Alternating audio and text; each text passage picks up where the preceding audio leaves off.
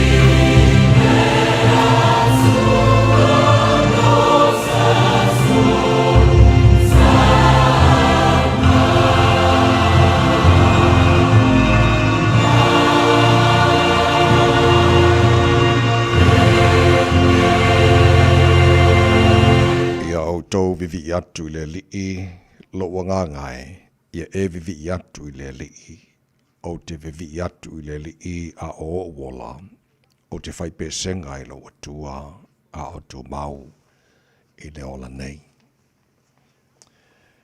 Lo mātou tamai o le langi, ia vi ia lava oe le nei Taeao, o le Taeao singsengi, ma le Taeao manino, o le asafou ua e amai. Wa mātou pese whawhtai, ma vivi ate oe lo mātou atua ua tele lau alofa. Wa mātou maua ai manuia le nei Taeao. Wa mātou mua ai o na urufale o lo toa ma le loto fia. Alanga ina lo manu malo ma pese o vi inga lo mātou atua. Mātou vivi ate oe ma mātou wifo ma whape atu e pa ia. Pa ia lava oe le atua ma Malu. Le atua ma mana, siri ese ma le matautia e le ai lava ma se tusa ma oe. E ifo ia te oe o mea umana e whaia. E tuli vai, tuli vai ma tautau loro whaiva uma oe o le keriso, o le alo o le atua soifua.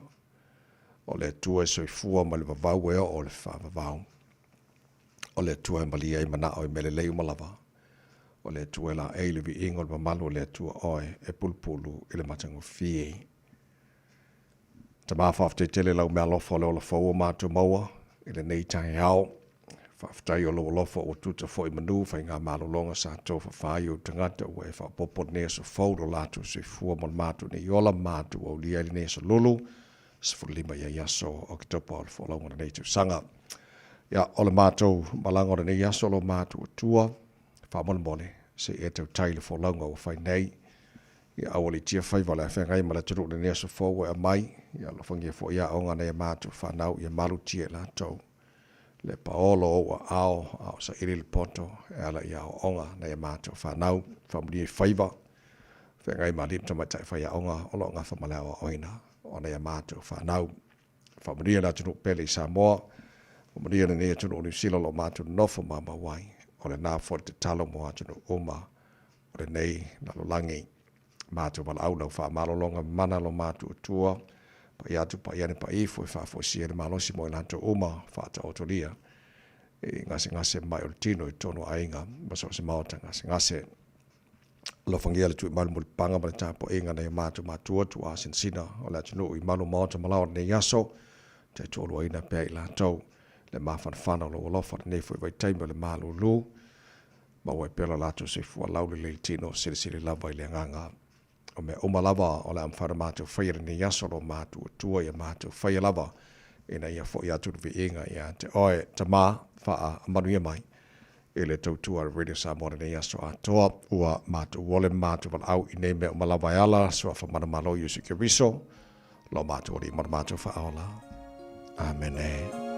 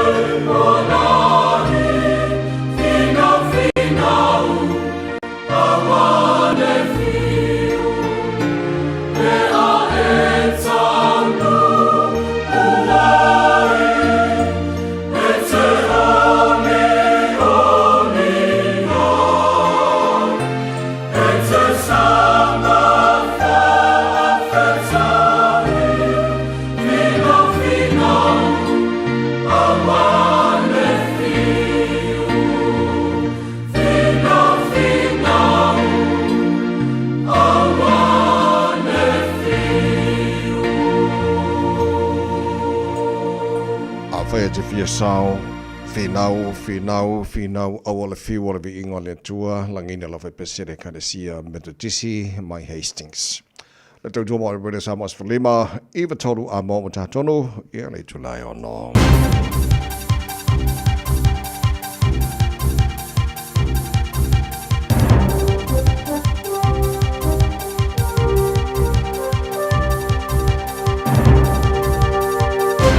In this update, a warning for drivers as flooding and slips affect the central North Island. State Highway 3 from Moko to Piu, State Highway 4 north of Tomaranui and 43 west of Tomaranui are all closed. So too are State Highway 30 south of Tikuiti and State Highway 31 to Kawhia, where the warnings have been lifted, but Tomaranui Ohura local board member Sophie Stockbridge says people in flood-affected areas should be staying inside.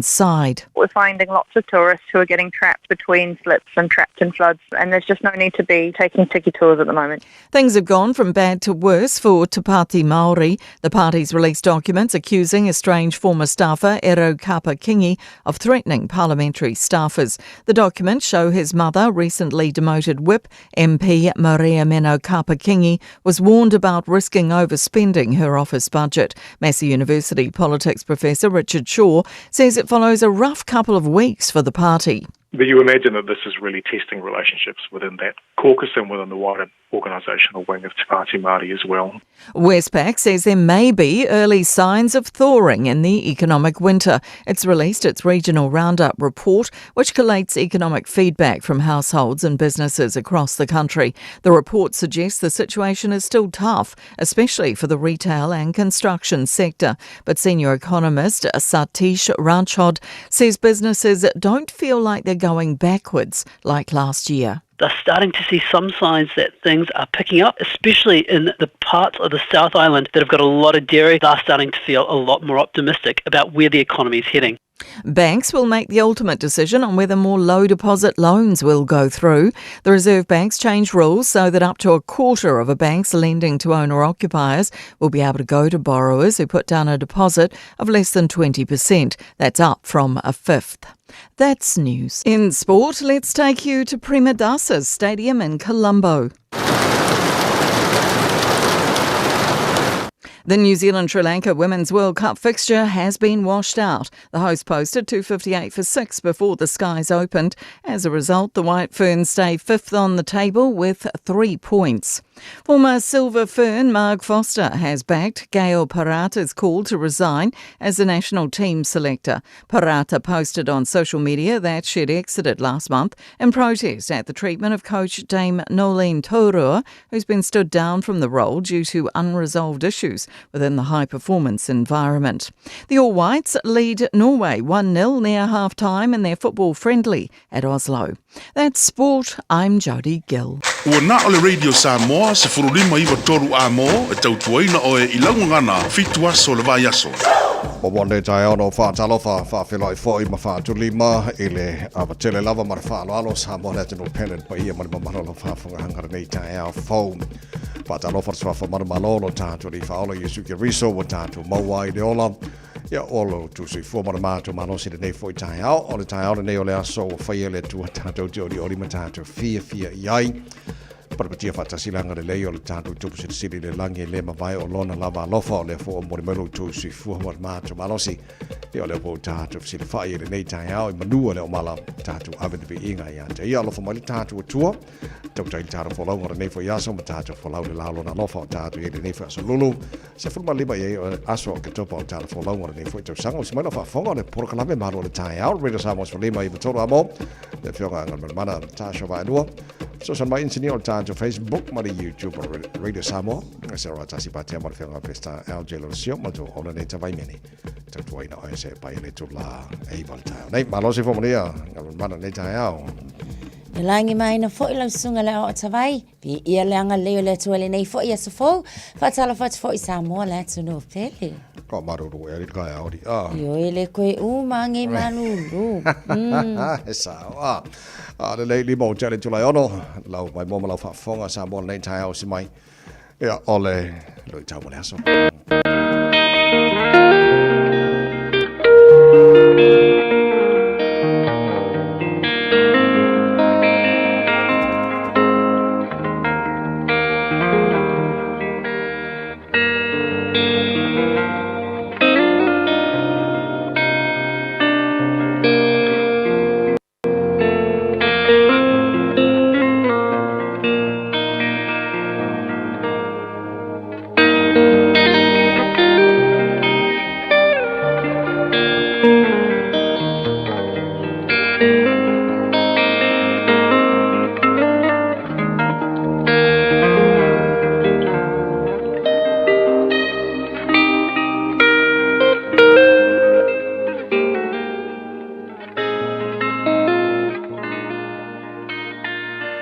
lu I tau mō le aso.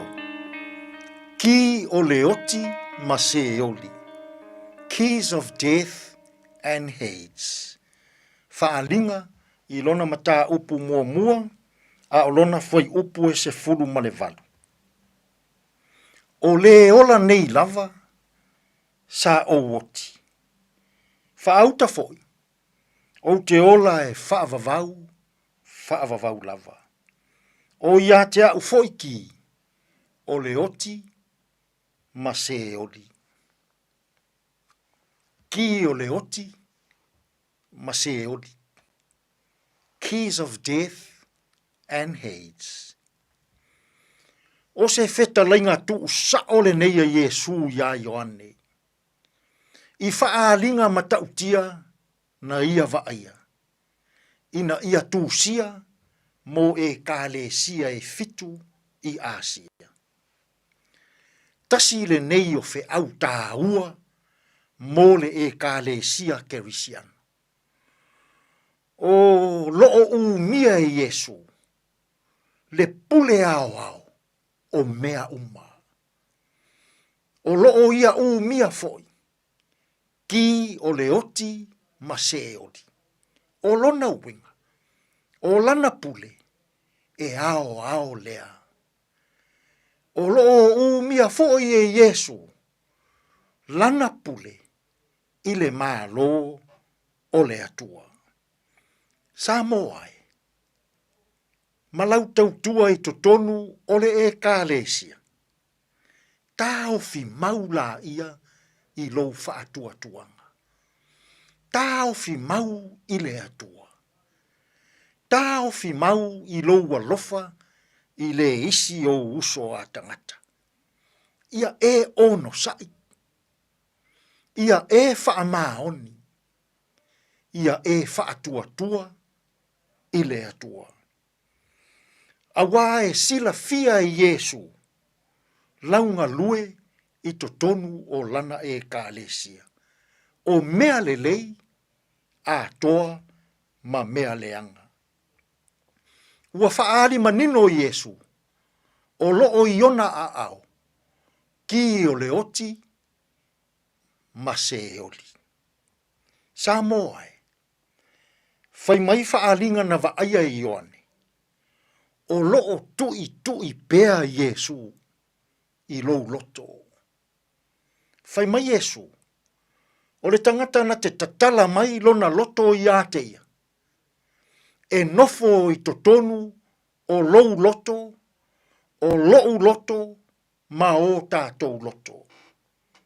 A o ina nofo Yesu I totonu o lou loto. Fai mai Yesu. O ina tātou te pule whaatasi ai maia. I totonu o le mālo le atua. Samoa e. O loo tui Yesu I lou loto.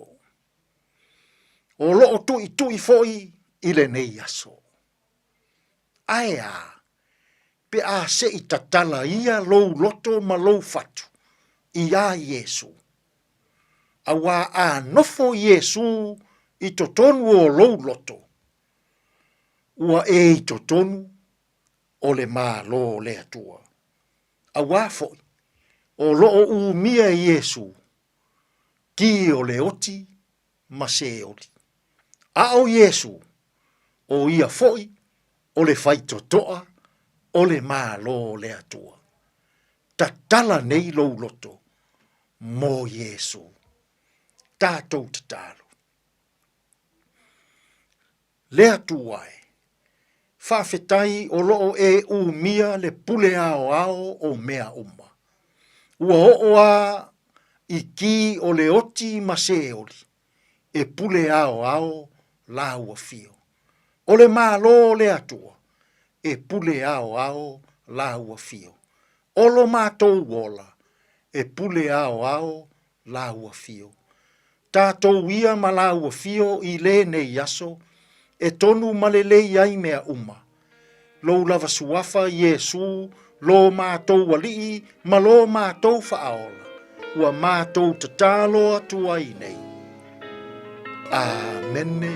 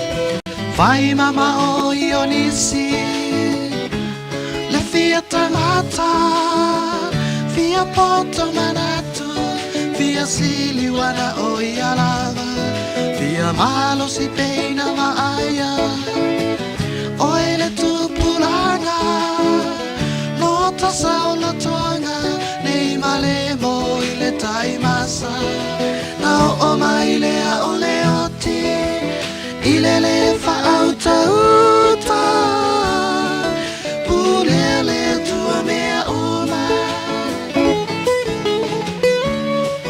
pulele tua mea uma pulele tua mea uma mea uma.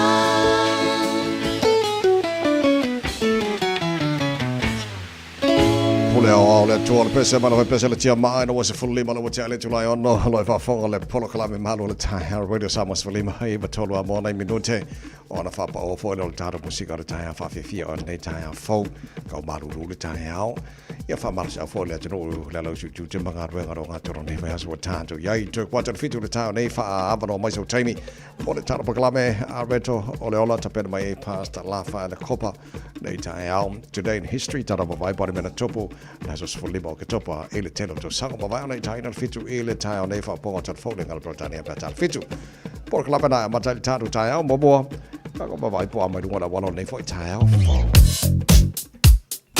Tala fai apta wala nei taimi o le Taeao lungol tatou awala ia o lo mai tawatu le e file mu mai fo ile awala nei taimi o le Taeao lo o ye nei vaenga o lo feololo le vana mai takanini i lungol le State Highway 1 ia anga i mai ai fo i nei mani railway sa sae paulina le vaenga o lo lan sama o lo no winga ua feololo anga ia tonu le taulanga o lo solonga le lei pasila awala lau papa kilia ia fa solo atulai le vaenga le na anga ia tu fo ina sani no pauna vaenga o le ua sama fo taimi le nei ia o lona winga sani no kanga ia tu le vaenga fo le na Rosedale pauna nei vaenga o le fo i walanu sama o lona winga o na ua feololo a o ngai le ia o ngai kilia o nga lava e flow le tatou traffic i le Taeao le sfala lava tau vale ia o le li poti mo na mo tatou afta vale nei fo taimi le Taeao Manuel am tango Taeao 45 minute te ai le tolai ono Radio Samoa Tasilima Ibatolu Amo Radio Samoa Tasilima Ibatolu Amo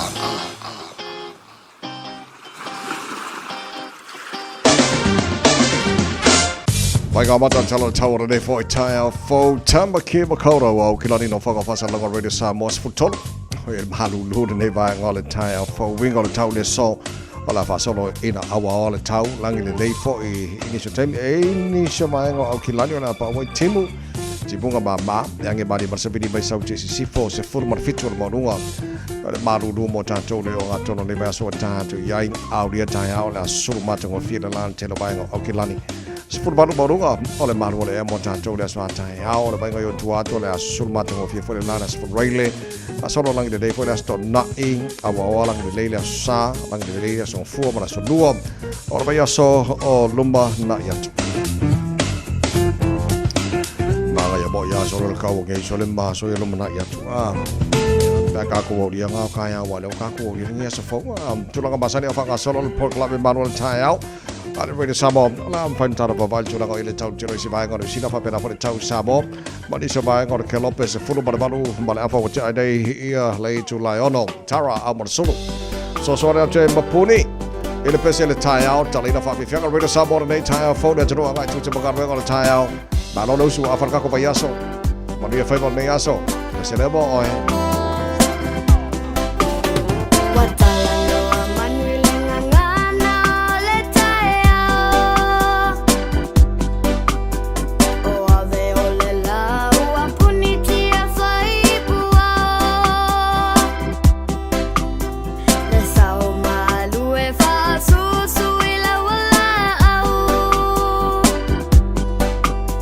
Sasala le fungala au matala wa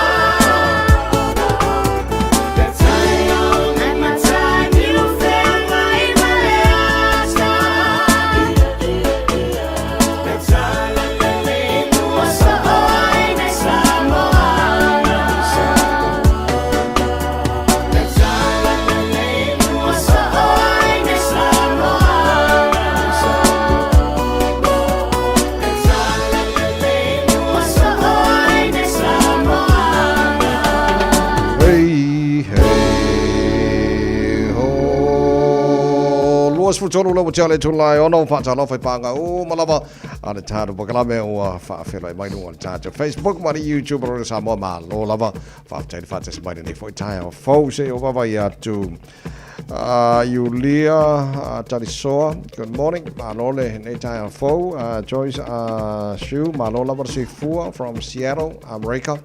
Alofa of Tai, Taeao fo Christiana Tanovasa, Cecilia Tungamala, Tapu Topa Tino Puni, Papali, Sina, Limbs, Leopali, Oka, Apelu, Yeti, Malu, Malorsi Fua, Peter Enelico, Alolava, Papa Savili Male, Oi, Chicago, Kako Waingari, Taeao, yeah, Maltotelo Tato, Fafo Winatani Yelu, Fafo Mai Otara, OT, Alofa, to allow Fitu, Malola Versifua Maria, and the Taeao, of Gelola Inisi Fafo Mai Oi. Melpone, Leo Pepe, Howard, Swalka, Malola Versifua Maria, and Taeao. Yeah, for Benavoto Filau, Suri for SFA base Paya, Manosifua, Peter Stowers, good morning, sir. Manosifua Maria, Noel Fati. Paftai Mosalai o Melpone. Ya, okay, nga ko wai nga tado mafutal nei Taeao fo o maka ko di elephant daily fa firo il tatu to Samoa na fi so pa manga ya so le ele so buli le tu yo pe ya sa ta fa tim la ti ti mi sa oi le so buli le tu ya mano ia fo le lo fo le tu manu ia fo ile felo inga le tu ia mo tatu au ta pena mo ta longa le sa nei e lo ta longa mo ta longa tu Samoa I want to my tie. Yeah, I so I never talonga. Yeah, tatu to Samoa male Kiwi New Zealand. Ole am taina na jamal sanga. On the Pacific Championship on Liki, you'll live with Sanga Wafilos one lima. On Nafi, and Manalo Jamau and a strike is fire on and Maroloy, a mighty Belgeloa, fire on a secondary school. Today, law boy is a strike of fire on a day. Le for le, Famana to let you know more to see the fear. Ole Fatino enough for a lato strike le or Fatino time nay. Olo Alu Levanga for a Eva Singer. Yeah, Ole a miss your lato on a Mailea so so ole sus fulu fa la valaio o ke topa ole aleainia o nga mova senga ia tausanga fitu ia male tausanga iva o lona winga ole faatinonga fole na ole tete a faya onga na o vasenga na o na filana yes ole so le asu se fulu lima sorry ole sus fulu lima lale nei ole tausanga valu ia male tausanga se fulu mo le sila fia a fo ia nai matua e ye fo ila male asu tofi fo ila to a Taeao pe au le lo fo le tua o tausanga o le aleini ala to vasenga tausanga sfultasi mal tausanga sfululua ia a olas farailes full fitu o ketopa ia o le aleini a onga a le tausanga sfultolu o le fo ila olo o ye mal fa mo e toya a fa wau I le asotofi luas fultolu o ketopa so ole strike ale nei nationwide o lono winga e awai lava po ai alfa ya onga ole afia awai I le soltete elea ia ole anga I lava fo ila tu fa tinoina ole isiaso aso lulu kusa ole aso luas rivala na o ketopa ole ale ai fo inia onga I taimile na mani vasenga aso e o ai le aso 5 November e lua lai kula o le isi solo te ele la aso 5 November this is mo ni usila a to ala va fo ia onisi na o aso le o fatulanga ia mo solo te e faya o ngai pe ona ai wow ia le lei nei matua o to fa fonga mai o le lawa va tu le lisi a to aso ia e result e faya o nga wa e wa ia pe la na file na mata le ia 7 and ia 9 so nei la so suma lima nei ia le tatu o atu le ia 8 and ia 10 ia le lei e fa fo mai e iso walo I vasenga ia o tu langana la ia o tama nei so kana fai langona le fa no fo le ona nei fa na pe yan tatal no fo ina nafi o le vai taimi le nei o amata ia le fa tape nanga nei fa na musu enga mulmuli o isi taimi ia le e fa nga solo nei o ke topa alua ku ia November o kaimi e fa yesu enga fo ia ta wala ngana peritani o mock exams sa tamaiti kuso su enga ngai mako I kapenga I mai lol kamai kiki po hani ona maka fa tai fo ia o le ai ese mai I le taimi sa o la vai fa whaatino le suenga. O nisi o revisions o le misi fo ia ngai kamaiki o leisi taimi e mana o mia i kamaiki ki le 1-to-1 ma leisi whaia onga po o le tutor. Le o le misi ona o le vaenga le. So e faisi tua inga fo ia o le whainga malo fo ia mai sena. E tua i mai le malo le uni. Ona ua tuai fo ia na ave le uni le ofa a nga i whaia onga ina ia tala noa. A o le ua o le kaimi o suenga ngai kamaiki. Ia le ua whaatino nei tulanga o tulanga whaanoa noa ile maa whauwhau.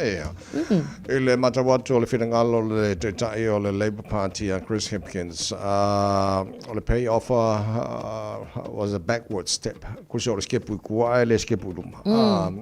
I mean, ia wa le talimai ma lo tulanga lo ia le tausanga whaia onga. Ia le mela le mau ai moni au ngal mana o le whaina o nei whanau. A le tapena mo suenga whai o le tausanga. Kano whai. Ole au ngala va fo yo le nau whaia o ngai whaatino strikes ngai. Ina ia tau fia skilled teachers. Whaia o ngā fo ia i o latu tō mai anga vaa. Ia ai maise lava o le fo ilo o tā ua pastoral care. O le isi le nei o tue ese le tā ua le ngaluenga whaia o ngā. Ona ele ngata whawhai lele o tā maiti le potu salalau. A o le tū wha le anganga. Ma le whesoa soani lava. Ina ia tau mawhai e tapu ele o langa o nei whanau. Fo ia ua ia a whianga i o latu ma whau. Fia pule le ola. Ua fialu ese ma le ainga. Le koe fialu le a onga. O vaenga umaia o loo nau whaia onga. Ka ofi mai o lātou whaia o ngā ia e iaianga vaa whaapitoa. Walanga o le mana o le malo e whaikiki au whainganwe. So o le tulanga na iai o manatu le leil whamanatu i nei matua fo le nei Taeao ia walanga o le ala le a le o la tamati la onga. Lo winga a whapea o matua o le whainganwenga. Ia o le sifola na whaina fo le le whaia nei matua na.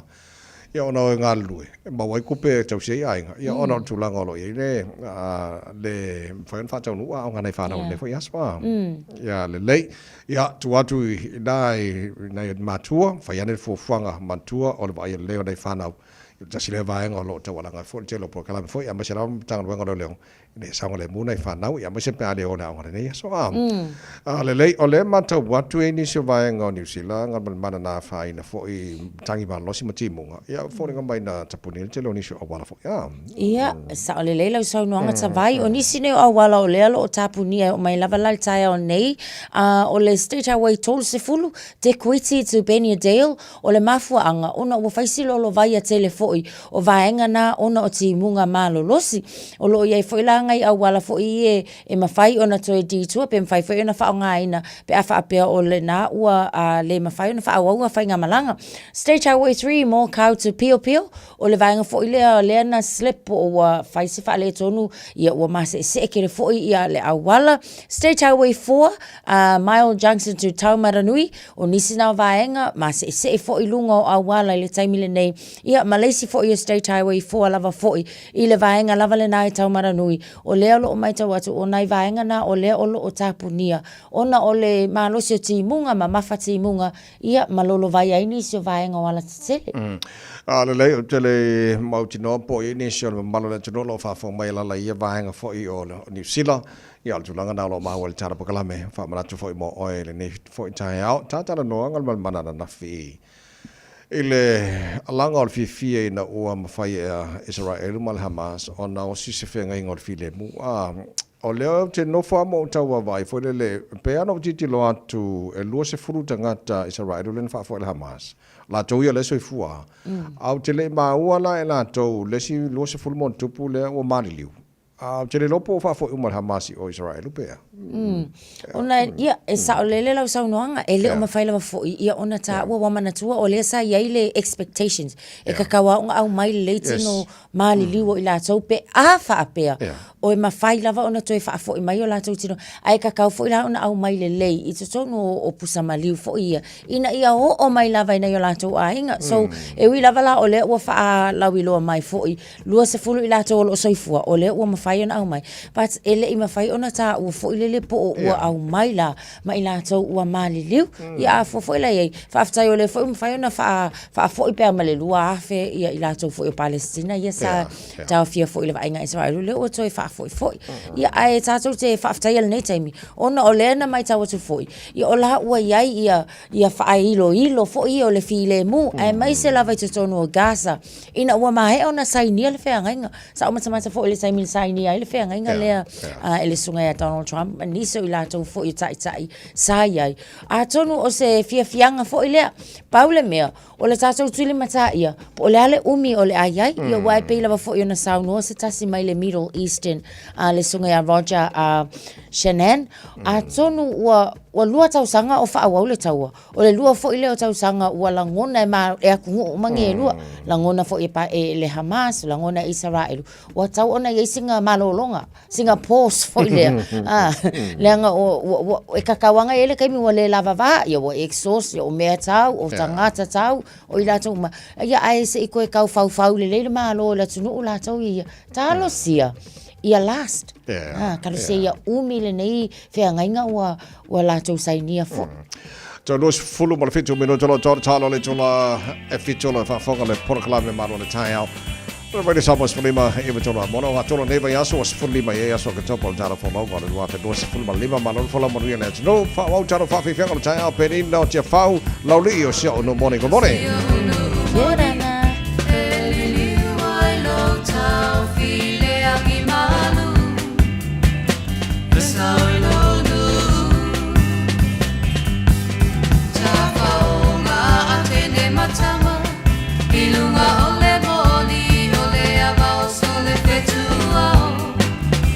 Samoa for Iua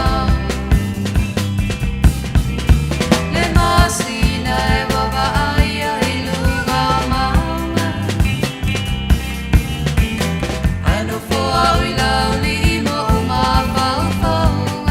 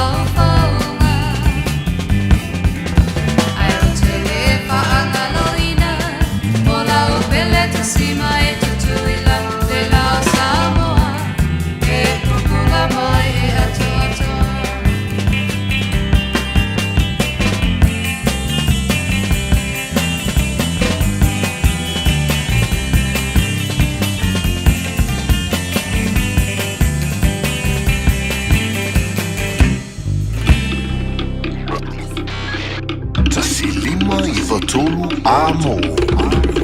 Radio Samoa. Finau mo sa manuia i le Unitec. O le alango-lango malosi le Unitec mo oe. O wasau ngā luenga le leile lumanai. Patupla ia lo to mai le architecture, engineering ma le social work. A o tawina oe se matata fau. Pe o le pisinisi mauna baenga ese. Esi dia ma le se lau mata upu e pula lava oe. Tusa lava pe tele i mautonu po le asau mata upu e ave. Sila mamao mo sauru mana i manuia. Le sitara nei loa i le Unitec. Tanga iane i le unitec.ac.nz.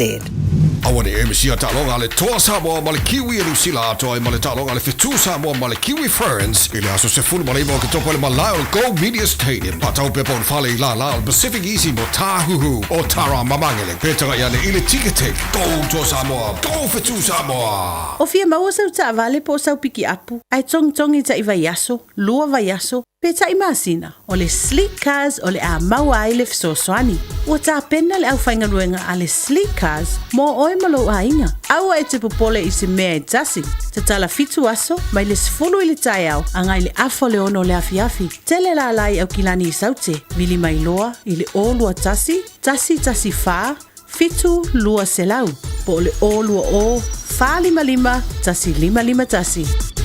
Patalo faltaro proklame nisio pa anga fta faina fa tasi mai le nei vanga na Taeao malo lava le se fu man wia to lu se fulu e le fitu hello to mauna tu na tu le taro proklame a reto ono nei foi Taeao fo te lo mola to fo ia ngam mano le fo fu fa tau ni fa le motu ma se le va Jamie se yo ya te se ma ele bit of good news. But the Reserve Bank il tulango ia deposit o le wa nga ia faltupe yo te lo le la lo mai 2% o nei vanga ia te lo sta fifira mo na to fo fa tau fale mo la tau ia lo mana o mia le fa tau ino fale pe on sa no lo sunga mana tu fo yo le limiti le sa ia e lua se fulu pasene anga e lunga le deposit ia ona mafaile ona ia se tulanga fo le anga va mo le fa tau ino fale a le taimila nei le fo fuanga le wa ia tau na mata ia te sema so all expectation tau no o tia te sema ua maua se tali ia o whaataltala noanga ala Reserve Bank ma banks i tono New Zealand so o le la ua iai ua mawhai ona o le a mawhai ona whaatanga ina ai ia banks e whaamatu le lua se fulu 5% o home loans fo ia mo i latou o lo o fia whaatawina nyo latou fale ona o le sa iai e lua se fulu pasenge mo i latou la tatau ona i lalo ifo o le lua se fulu pasenge la latou deposit ia o le a mawhai banks ona fa matu ia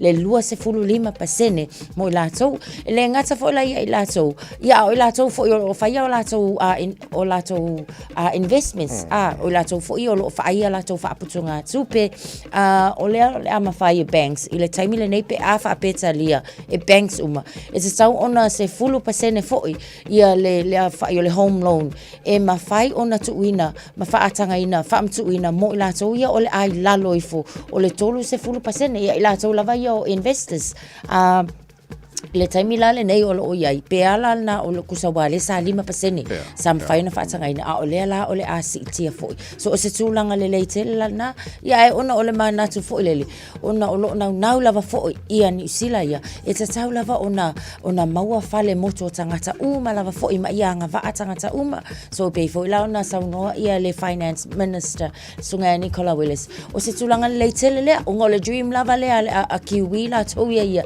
e te tau ona iai lava fale o tangata sa itasi ai talo sia ia umai fola le lua vai aso le o le afanga solo ai fo itala noanga ia o mo se tali mo tato so monia while tasio bang on so no ia le minister to Nicola Willis relaxing the restrictions on the amounts bank can lend will make it easier on winga all tau fa hingo fia mai fa tupe o la to lending criteria la so sari la mo la to ole fia fa kaungi fa yeah why se fun fa mo le mo la no ma ke ki le mo la to fia fa to se fa ya wa ku fa ku pe fa fa kambai yo la fa fia la mo se fa mo na ya le Joyce football balu minu tolo le tula fitu ama fa fianga ma fa na Jerome Gray Leslie Poti malu na wana so ele mal tano bukalame Alberto o no ne Taeao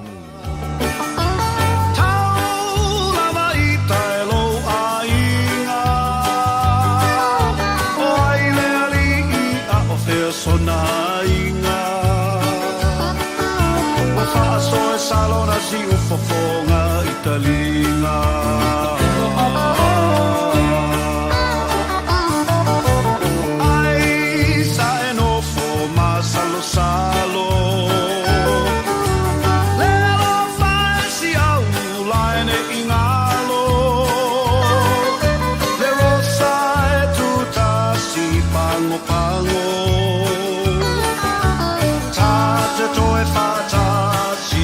se aso.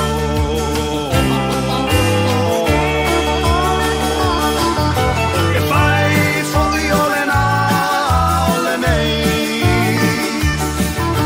E sole la sai una manu malelei. Malielo lo topea ai sema sei. E fai fuori ole na ole nei.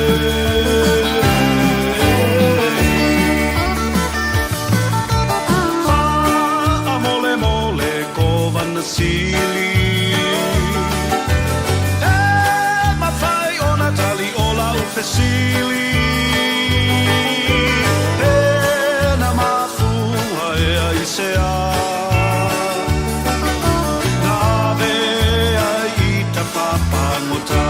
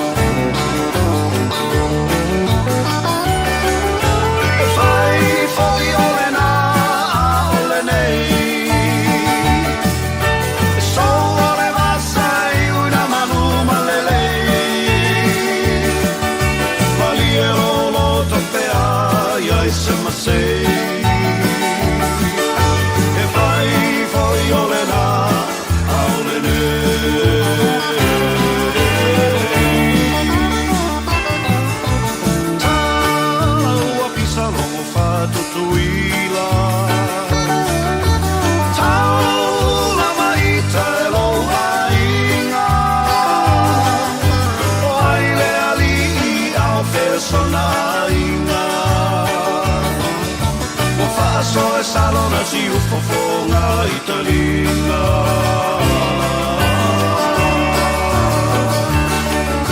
E fai fuori ole na ole nei.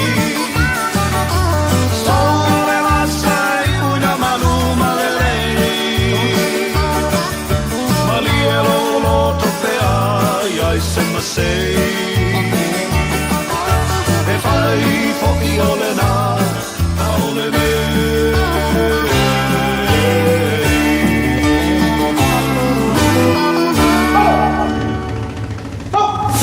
Radio Samoa, tasilima iwa tolu amo.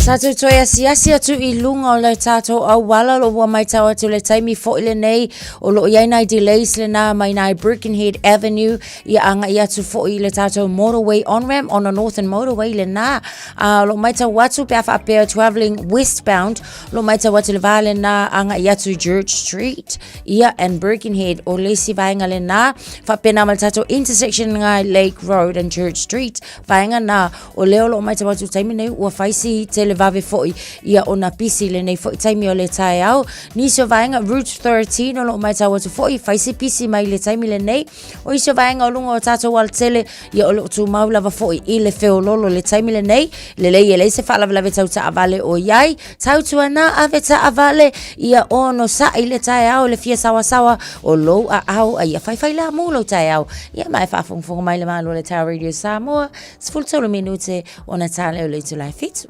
Aloha, we're the Katinas, and you're listening to Radio Samoa on 1593 AM. Bread of life sent down from glory. Many things you were on earth, a holy king, a carpenter. You are the living word, say it now. Come on.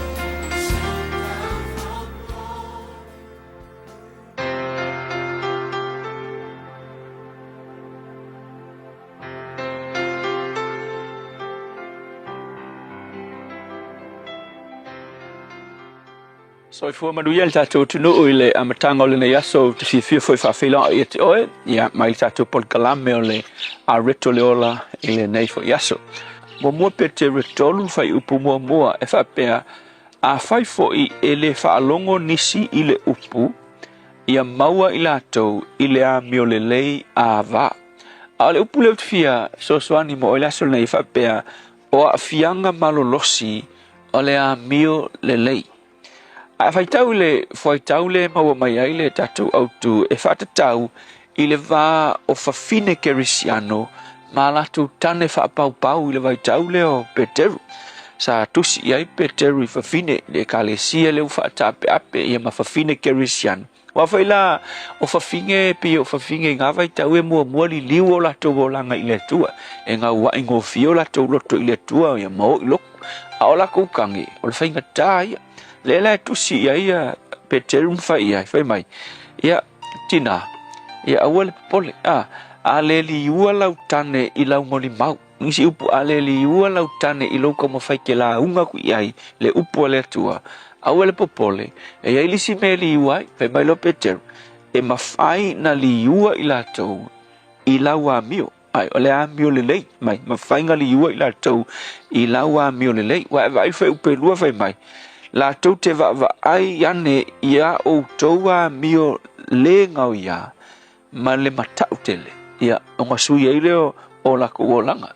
So leo pula o isi foi tangata ua sawa le lor kuspa ia ma le sawa le mori maula ko ia ai palalu langa attitude le mafu angalanga e whainga tā ko ia lai le wafa finge foi mkamalo whainga tā o ngali ua tangata fo ia le kalkong o ngole vai mai ia mio takata.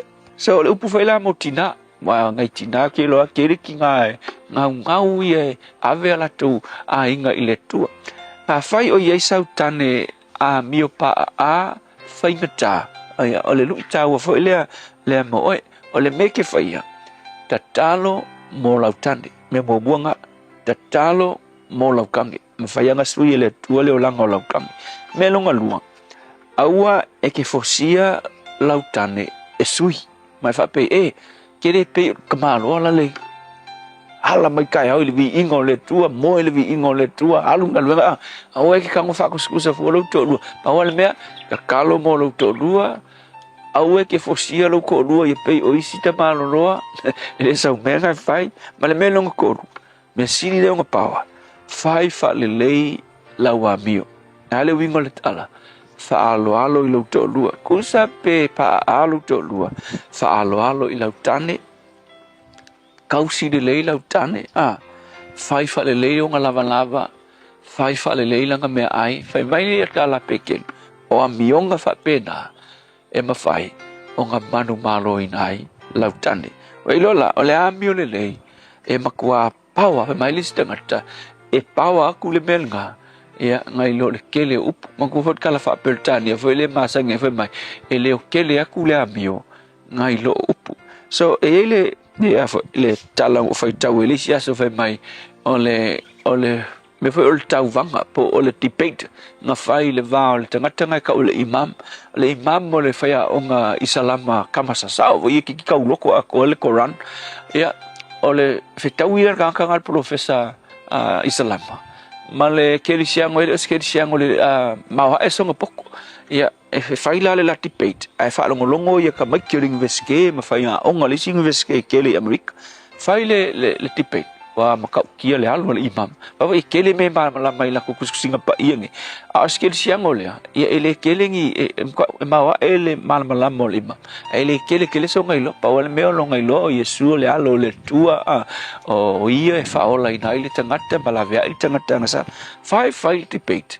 o mai fonga o le tau akangaka kelengi kangaka e mangumalo ina nganga ile imam ongole kelo fesiri makali e alu ole ale makua pe kaufi ai le alu kamalo o ka isa lama onga la unga pe ai umai fonga e tele aku kangaka nga mangumalo inga ele kerisiango le kelengi nga songa malama I me fai mai le imam akelo la mafu anga na tele tanga mangumalo inga kerisiango fai mai tala le tanga fai kerisiango le you know kelele me ko singa ya ilau kala malau morimau o lau attitude o lau attitude ki ngā kele mai kala le ima maka ukia koe apa lau vale mai ki oe ma le kele o ngā mau kuku ma ngā iloa il kuspa ia fa isalama ai ku yau kali malau ngau yonga kele ngau ya ke file mu loko mawalalo o ka se ma ngai o lau attitude le la maku iloa e mongi le mere ke fi ngau kuai e winga le kele ngiau kala ai ma ngai lau attitude o maku kali inga le mea ngai ka mwhai wha makala mai e winga ia Yesu so o le lui whai la mo tatou le asu ngai wa ai lau attitude e leo le kele o lau iloa e leo le kele o lau poko e ke fi ngau ai ai wa ai lau attitude o lau attitude o le mea siri leo ngaka ua e tō sina i tangata mao ngā i tangata e wha maongi ai le mea le ko ngolo loko e ke kau mwhai e tau atu i tangata le tua e moni lava o onga po le alo mako i loa i nisio teimi ai le o whakasi malo mako attitude e le wha maongia le tangata so soangi mai a te mātou nei aso ona o Yesu amen.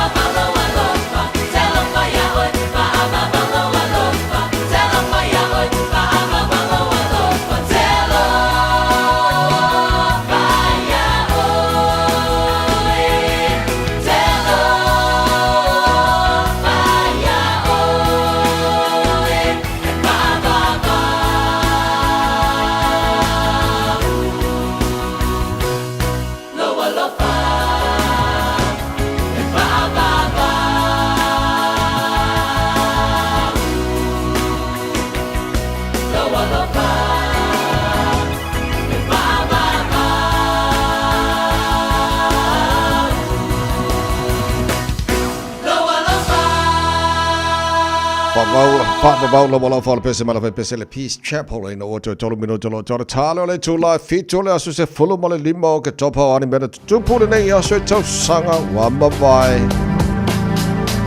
So sanga te siiva fitu se sasile nei o pese na lawi loa I le lalo langi mo vai asu se fulu le pese lea e whaingoa ina You Light Up My Life na tusia ele tamaita ia Debbie Boons. So sanga te siiva valuiva ia ile ala leo whapena fo ile ala televise lea sa whaingoa ina fo ima whaonga ina le whai evangelia Billy Graham se taimi mua lea na maua I te tono o Hollywood ni vaenga fo ia latu te whailoa le fia I lea fo'i ala leo ma le ala televise e ala I whaafetu e pei ona iai fo'i nei aso a fe iwa se lau ia whaafetu na whapena ona maua I le aso le nei I lunga o le ala leo le na Billy Graham a lua afe ma le fitu ina ua maea le o se whainga I le 9/11 to a se fulu fitu I latou na mawhai ona maua I o se whainga leo I te tono New Zealand e iei o latou so otanga ia I latou ma I sa whaatau no uina fo'i ia le nei whaalave lave ma na whapenao na whale pui pui I latou I o se whainga leo te tono lava o New Zealand nisi nao wa ainga I mena tutupu I le nei aso I tau sanga mo mawhai Radio Samoa. Taslima iwatolu amo. Tato te mana nao uma lava ia sao le whainga o loa tau whaonga. Ia manatua, tau whaonga o loa uma tasi, 2 e pui pui ai le tātou pāneta. Whaonga sao o loa tau whaonga. O le nā waio 5, sa Eliane I Auckland Council Recyclables, Tāmaki, Tūriki, All Together, Auckland. Talofa Samoa, o Atishna Ryan, o le Licensed Immigration Advisor mo le Auckland South Immigration Consultants. E visosoani mo so se tu ai ngā visa e malanga mai New Zealand po Australia. Telefoni mai nei loa I le o valu o tasi o no valu whawhitulua. Po le olua tasi o no valu fitulua tolu o. Ua whaatonu lau whanau isia o ngā amata. A whaie te lalai mangeli sa sae po o nuu tūtua oi. Whaafafonga le lei mai. O lea wau whaantua le whetūta I ala o ngā amata. Le tolu se fulu I tūla e a o ngā fuai whanau. Mai le tasi o I le 5 tausanga le mātutua I le vaiaso. I oe, maua fua I tau mawha. Walau lo le whetūta I ala o ngā amata. I le olua tasi tolu 5 fitu valu iwa fitu. Olua tasi tolu 5 fitu valu iwa fitu. Mo se ava noa o lo walo. Baby, lomaki! Hey, hey! Oh!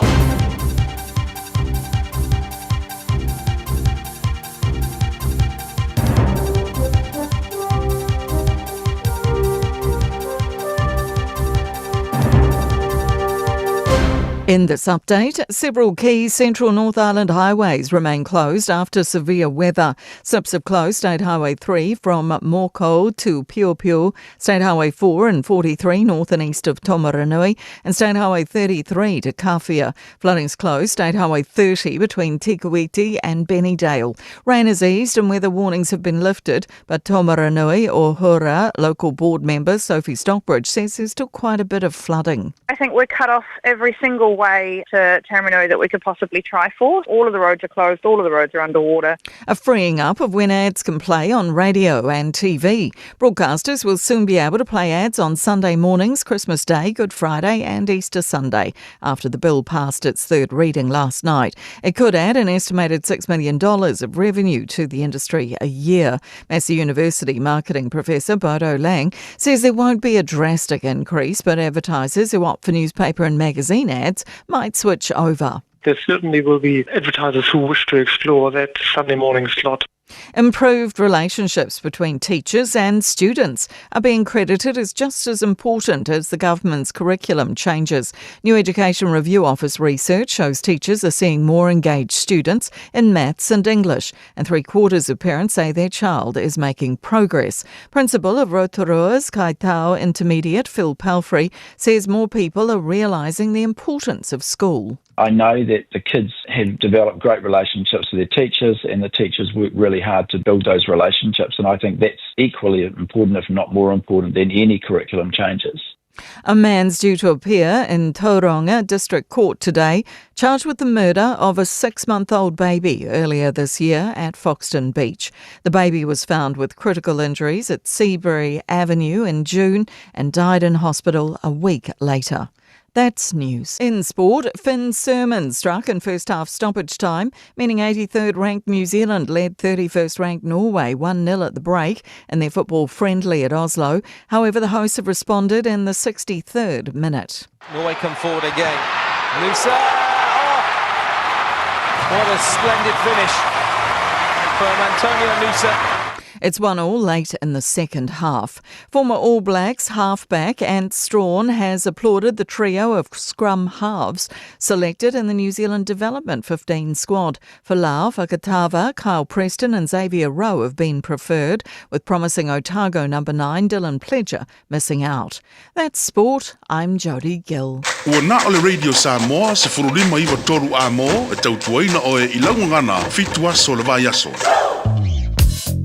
E foi nei vaenga o le awala ap ta'avale o lo faisipisi le taimi le nei i le lunga tatou State Highway lua se fulu a southbound anga i atu le malai va'alele o le nao lo fai lava sipisi le taimi le nei e whapena foi la mai tawatu nai Kirkwood Road i le off-ramp le na faisipoloka i le taimi le nei on a northbound pole anga i atu la na anga i atu anga i mangele i o lo mai tawatu fo i le taimi le nei fai asi feololo le tatou poloka le na o lo o iai lunga o le tatou State Highway Lewis fulo lo mai tawatu on a northbound faisi pisi mai tatou mai le vale na Mount Roscoe anga i atu ai lem whaawa watu i Waterview Tunnel ia mawhapena fo i lunga o le tatou anga i atu le tatou interchange lana anga i lunga o le State Highway se fulu ma le ono o lo mai tawatu le taimi le nei faisipisi le vale on the southbound anga i atu mangele malanga i mai manukau faisipisi o tatou la le na le vale na e whapena fo i one hanga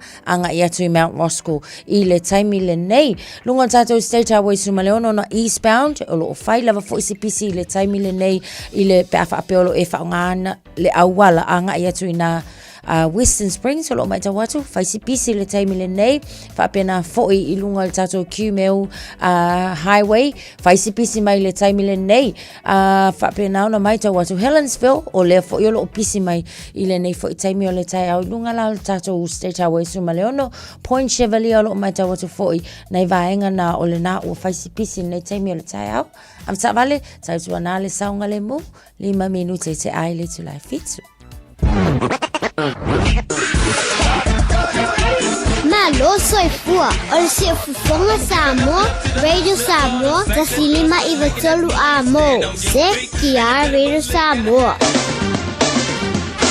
Maro se whamania nei teimi o le Taeao le vainga lata mai le nei i le tala o le tau na tātu amata mai Samoa le nei teimi o le Taeao pawatu le marai mai langi le o le tau Samoa le Taeao ke o penga ingi so usua kalpa lolo mai sio a ngafi mai ingi so ngere kai au kare lopo le ala susa o le pololo ia ai le lei o baba ya tole alangi le lei tau Samoa le nei aso e pa utimu ni so vaenga le tinu a lua se fulu lo ilma fana le nei vaenga le Taeao o le vevela fa mawina mo Samoa le nei aso lulu tolu se fulu degrees Celsius i lona maununga lua se fulu matolu i lona mawaralo ia e leo te mawfo o na tārafu so tai fo nei Samoa sui o le tātu Radio Samoa i pia le whionga ngana mana tumalmao tanga vaia tipi o tanga vaia mai fo le atoanga tulanga e le telo meo lo tupu Samoa ia whapena fo i mare tulanga o le maingala tamai ale ama ai tau se mai tala tau toro New Zealand nei i le tele o vaenga o le motu i saute whatala whatu vaenga le tala pakalami so se vaenga o le motu i saute mahalo lawa se fua maruia Westport se fua whanu marunga le Malu ana whasono na awawa pa utimu i nisio taimi whasono fo i na awawa pa utimu nisio vaenga Wanaka se fulu ono marunga le Malu timu marunga langi le leili tau e awawa nisio taimi luas futasi marunga le mawhana Queenstown la whasono na awawa pa utimu nisio taimi se fulu ono marunga le Malu le tera vaenga o Nelson le awawa fo i tau le so se fulu fitu marunga le Malu kai Cora langi le leili tau tera vaenga o Dunedin awawa pa utimu nisio taimi se fulu iwa marunga le Malu le kada stete Malu se fomanuia langi le leili tau mo towe awawa nisio taimi pa unai wanga nisio vaenga o kada stete le afiafia na nei se fulu iwa marunga na Malu le efa mawina mo kada stete le nei so lolo e le vai atu le motu i matu pi to la brunga le motu i matu i kai taia se fulu vanu marunga le Malu le ea la matene na awawa pa utimu ni so taimi la o lima le afiafia na nei la mua Wellington good morning malo se fomanuia i pa angal tara pakalami la mua pasoro na awawa utimu ni se vaenga pasoro po na langi de daily tau te lo taimi langi Maria Masavini mai matu se fulu oro marunga na Malu lufa mawina mo Wellington le so pasoro langi de daily tau tauranga langi le leifo tau tau po ora torua la langi le leifo tau mo tau le so i le telo vaenga o Palmerston North awawa ia le tau e pa o na wanga niso taimis for lima marunga le malu lu fa ma wina Neil Plymouth la awawa fa pa utimo niso taimi le so fa son lang de le tau Napier Masterton lang de le tau mo to le so Hastings lang de le tau Gisborne awawa lang de le tau de ia so kiri ro fa son foi awawa le tau le so pa utimo e ni so banga la wodi mana fa na nes furoro marunga na malu lu fa ma wina mo kiri ro le ia so Tama ki ma kaura wa kirani no whanga whasalalonga Radio Samoa e le nei vaenga o le Taeao for tolu e le Malu le nei vaenga o le Taeao wa atu wa mana le suru mai le la nei vaenga o le Taeao winga na o le tau le sola whasalo na awaoa langi le tau e pa utimu niso taimis for fitu ma runga le Malu fa ma wina mo au kilani e le nei for yaso Taeao pe au dia le suru matanga o kile la te le vaenga au kilani for baru ma runga le Malu le ea mo le aso Taeao Vai ngai ontu atu lang de leilas for raile lang de leilas to na e lang de leilas sarang de leilas on formula so lua ora vai solo mana ia pa bongo mana tu ina mai la vai tau nei vanga de Taeao le tu ala lampa pa au ni se vanga ke lope fa mo mo mo ni tau mo to ile nei for asfo wa ta to o lia le tu ala video samos for ima e va tolu amo e na wa iba le wa ta nei ia le tu la pitu ia lelei a farka ko vaiaso ma lola ba usu la tino ma lol fita tunga chucha ma ngarwenga ia le foi vaiaso le a farka ko vaiaso ia fai ma fai se buki se a ko ale moe fai ngalo fi fo ia ia ma ga yo le ma fau aku le sisi ke fo ile tato kofi sisi ke ia saula ma se toast fo ngale wo mara solo waka ai foi fara la solo ia saula le toast e ma fau ngale le palolo lai fa sang wisi mai toast kawang ma fau ia ai le ma se me kupu asa le e wa kau le moment tala le palolo nei tau sang a tonu atara so ya tu Samoa e le fianga mal ia fa mo la mas kala po ama palolo po me o ko mo palolo pere ai tanga tano fa no fa mai ke le palolo se vai a nafi ia le foi no tano le si vai nga Samoa po fa mai o ngei e kai ao le asi so ko le lo po fer sa o se ya le lei o le tulanga na iai o batu wa piki le All Blacks 15 mana foi wala to ia le filifili le peleki ya le ala I le aule le peleki is fully ba ya le mana ia wala ngalenta tata no for this time o le faya o Jamie Joseph pa mai o lana ia no te inga mo le faya o I le aule ina e te pena la to ne sauni wa is kamera ve mai o le peleki o la to la ia fa mo le faya o Allora pleki foi le e o atu es pa inicio tama mandu mai le ol pleki ani sila so va batu mana ia kere nga le foi ina ia Samoa no fifidi ai le la to wa ya le lei o le foi se yo va ia tu quelle lo poi o ka di sia le ki lo poi ile il mo lo screen there mana ia so le lei o le All Blacks 15 la fifidi le so na fil la to foi o Jamie Joseph hookers on the All Blacks 15, Brody McAllister, Jack Taylor, and Bradley Slater. A lot of props: George Dyer, Josh Fusitua, Bennett Kumeroa, Siale Lawaki, Xavier Numia. Le sila Samoa ki kira kule be I bangalea. Olato Loka, Naito Akuita sila Samoa, Josh Beery, Isaiah Walker Lewere. Ya pe Samoa foi ngor kamane kam fa Samoa kam. Loose forwards, Caleb Bosha, Devin Flanders, Jamaica Howden, Christian Lewilly, Alo Samoa, Dalton Papali, Alo Samoa, Sean Withy, Iolato halfbacks for Lau Fakatava, Tamatonga, Tamasi Tonga, Carl Preston, Xavier Rowe, first 5/8, Josh Jacob, reverse Ray Hadna, Laco midfielders, Braden Enorm, David Habili, Dallas McLeod, Daniel Rona, Lado outside banks, J.F. Haki, Tene Nanai Situro, Lado Samoa, Jacob Ratumai Takobuki, Nikens, Caleb Tangitau, ya ola ko kalonga nga lo kikira ko la sala so o November eta alo mal barbarians de faye o I per che lo per kangia Czech Community Stadium Brentford ile kwata tele lua ile auli so ivo November karolo peleki mangelani A ia mana susfulo no November karolo All Blacks 15 Uruguay fai falan sorry ma ya kalonga kamaya ni aya ya lena ole All Blacks 15 na ya la fo mo fili lo peleki la toia New Zealand ya mo la end of year tour ma ya so le leke ole tulanga na ya wo le lo wa lo titi lo le selector le netball New Zealand wa fa ma bai o te le no pe ma fu mai me le tupu nei fo fa ya fo le a netball New Zealand ya dai ma no le tauro ole ale mo se fa unga po fel tulanga o ya ya la lo kikiro wa matona fa ma vai mai la to sai lunga le official mo lunga fo le netball New Zealand ilo la fa jawa tu ye pe lo na tantunga le fai New Zealand on fa se tani mo tu mo fa ya nga le dai ma no le tauro le si le la ye fa ma vai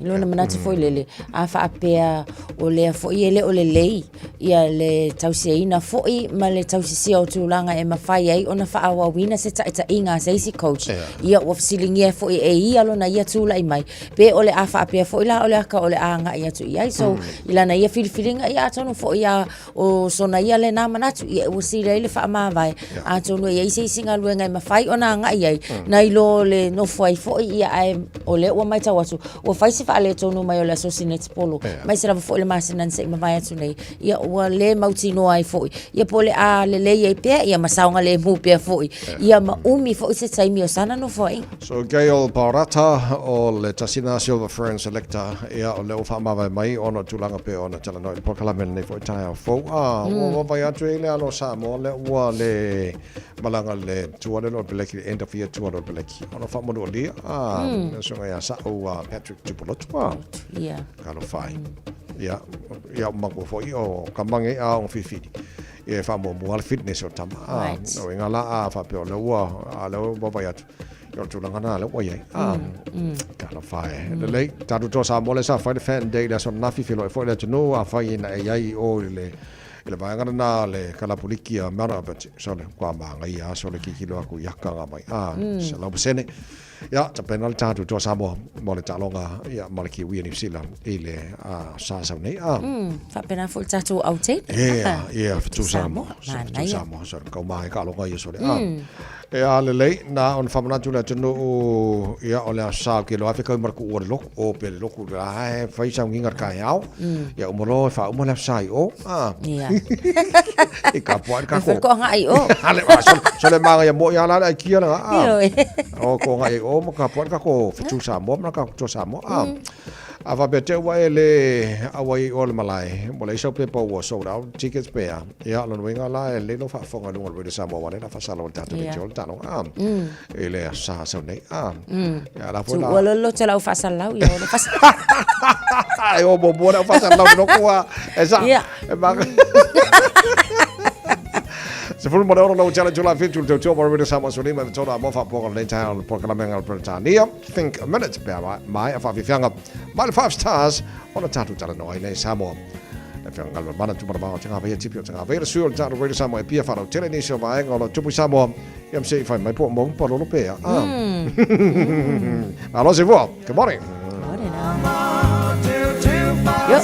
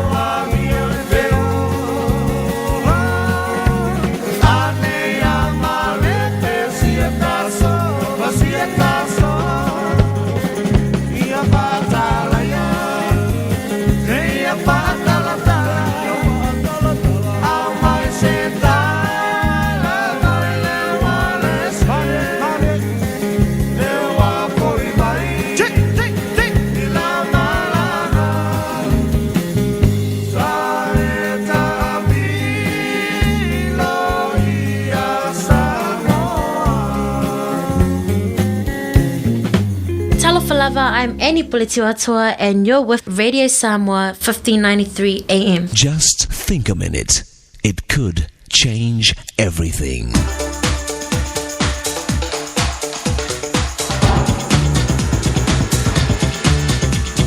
Think a minute. Do you know what the strongest muscle in our body is? Would you believe that it's also one of our smallest muscles? In fact, it weighs only 2 ounces. Yet it has the power of life and death. So what is this amazing muscle? Our tongue. Without the tongue, mothers couldn't sing their babies to sleep. Fathers couldn't explain to their sons the important lessons of life. Without the tongue, no world leader could bring peace between nations and save millions of lives.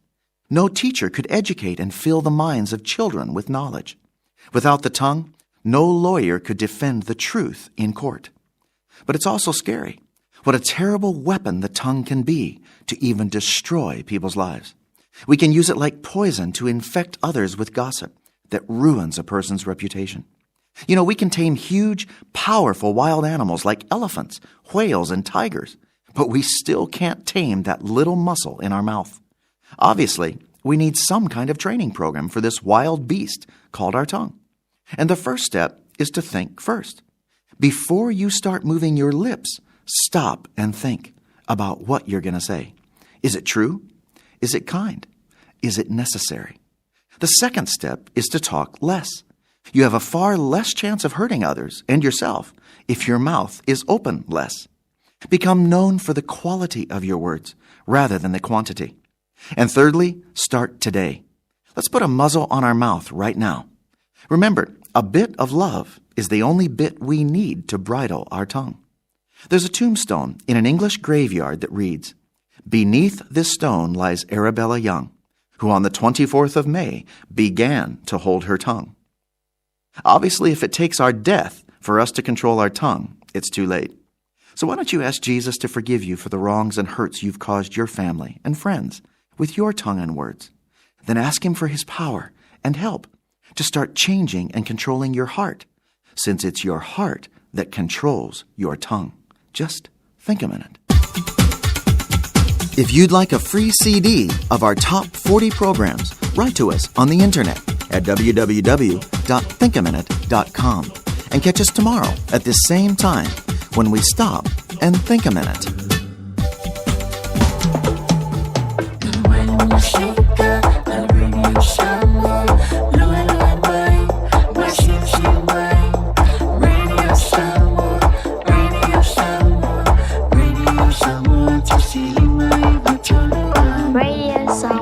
Lo se molta sila wachale to live fetu ngal manalo wa fa just me foi le fianga le aloli le suil tata radio Samoa ipia ya tatu tata no lo ngatu le me so Talo fatu le nei fo i Taeao la fionga la lo li vi ele to tato le lo ngatu no le nei fo i vai aso malo so i fu.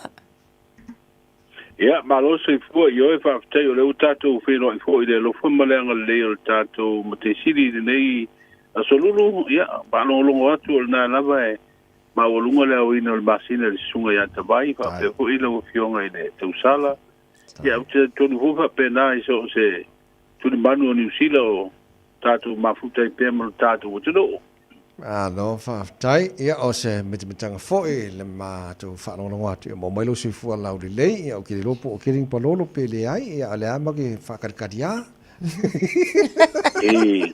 ke loa walen ka na fit palolo Okay, lola afa pe walenga kede mai savai ya depois fa pena impor.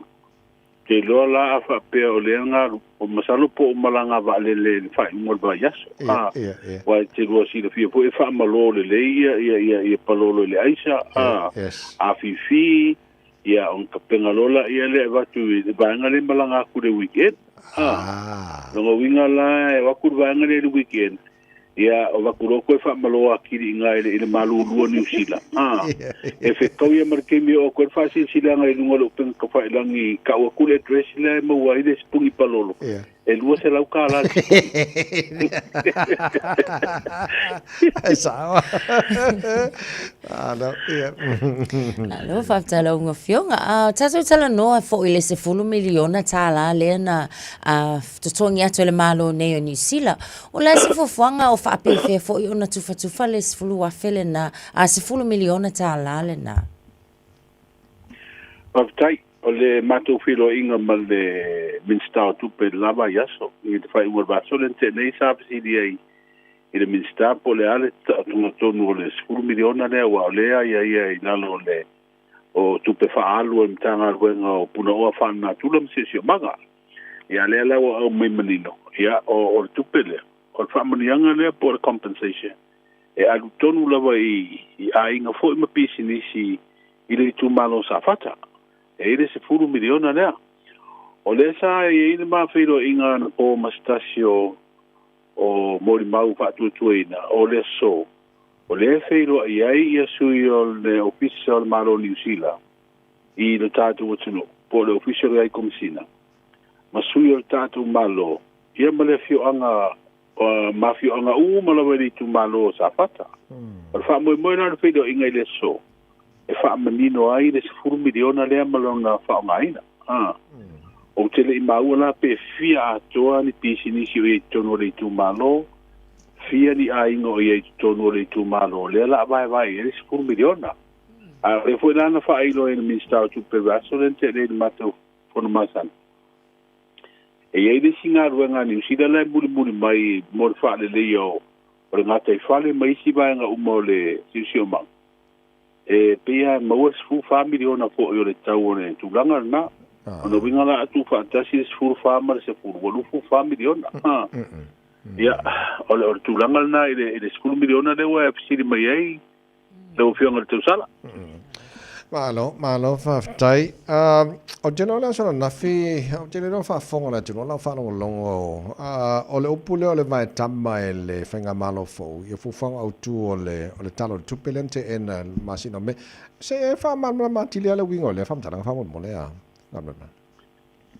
a foi wa vai tamma lo ngunga top yes yeah lo ngunga wa top te fenga malo le nei le te fuanga tau tupele sa ia i tala utua tupele na abatu le pa ingan parmene le ufa ta ape ai te ena mai ia ai si le fio e de te se te mi na mai ai le fenga palota mawal ta tu fenga malo se e tu lo ia si le fio le se ngau te e se e atu e le ia se talo tupe fole le fanga solo e se e atu o le mana mi se talo tupe fana tinati emergency budget vale ina ia no wa le ansa road parmia e tau no atu wa mau mai le longo le mtanga ruenga tu permano to tasi ale va ia sola tu pela ia mai ale tu pela na mai le lusu 5% vo ile sa au mai le afa ingo le taro tu pe ua mai wa le ia fa tu la for pauna se de ni lena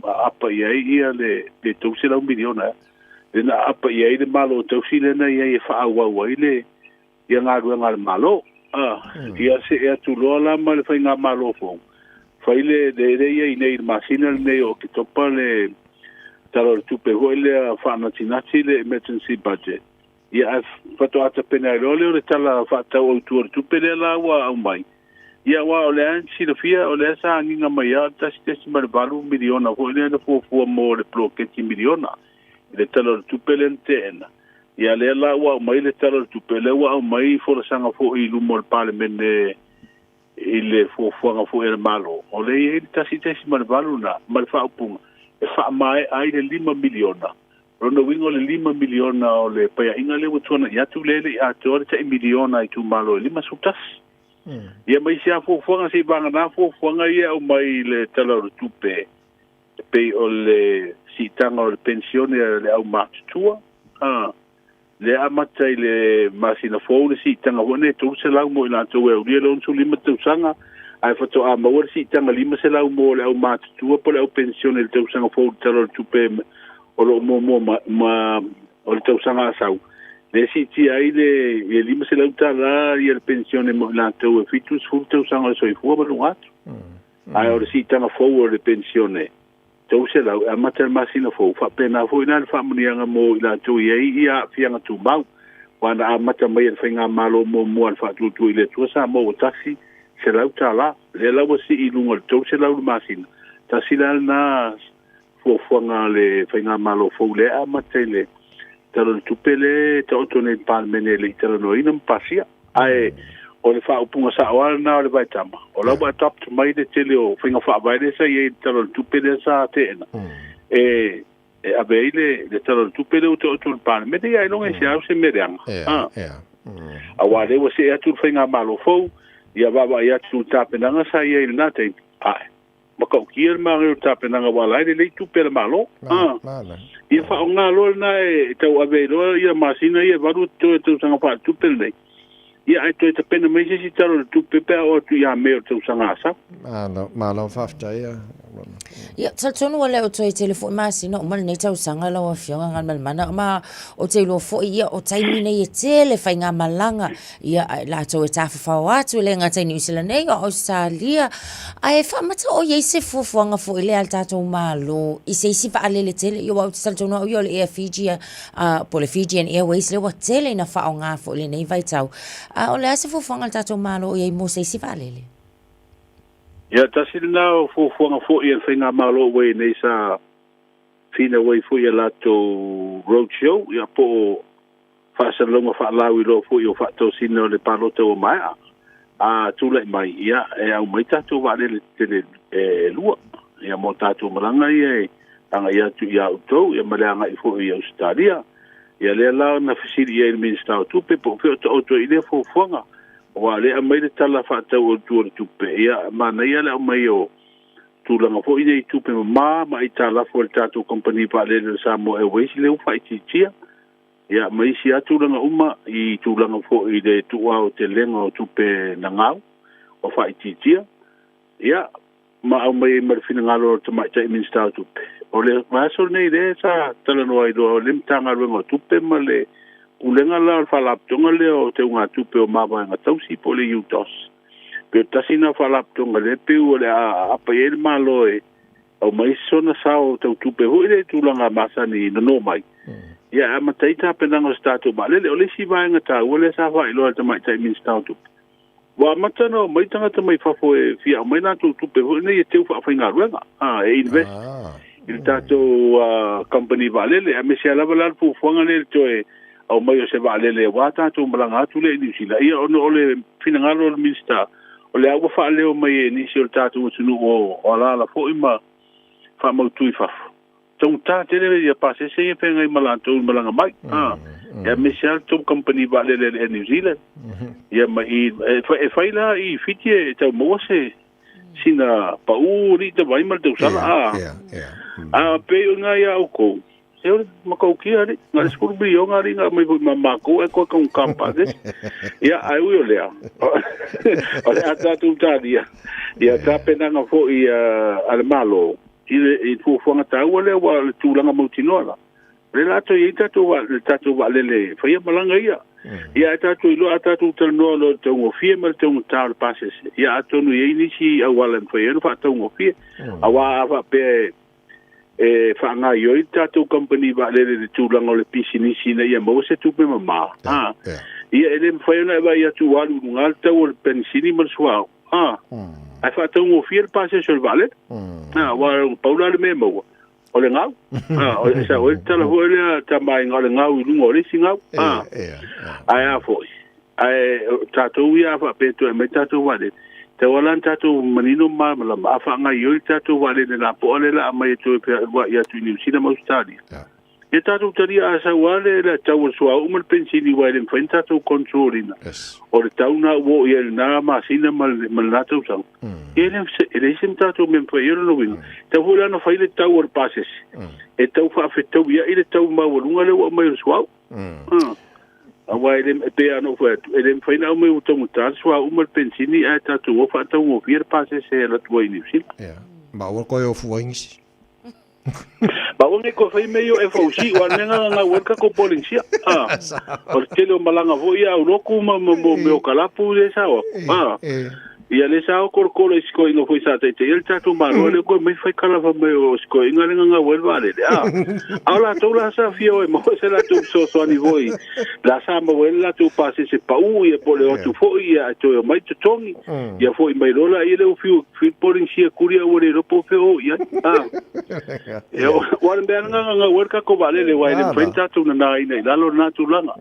o tatu wale i lo tel tu o tatu wana nga werka tu vale ele nga wai nis awang ka ko fai pa nga lo male e company vale vole Australia len tatu fai pa nga lo yo e ia le foto ata mo wai tatu tu be ma ia nga lo foi ka foi nga pa nga ai fa mai wo mai pa langi vari ka ko ringa vo le ai o uma kupe ma me nga singa me ya ha se awala foi no fail na te mi e ka fa aula mai kupe malo o tele tupe walu le balele ai na va ya kwanga le alu kafe ku le kafe ho le wa kwa maru le sam ya tarsia le la to e fentato valele ia tatu talo fa ftai foi ila to tatu tunu ai to malele ya tunu fafo te lo ho ye ni si ba lava tau so fo la tu fa so tu langa tu pe fi au mai la tu se le ni tu fa nga ruenga e ve malato investment tatu company vale le au te lo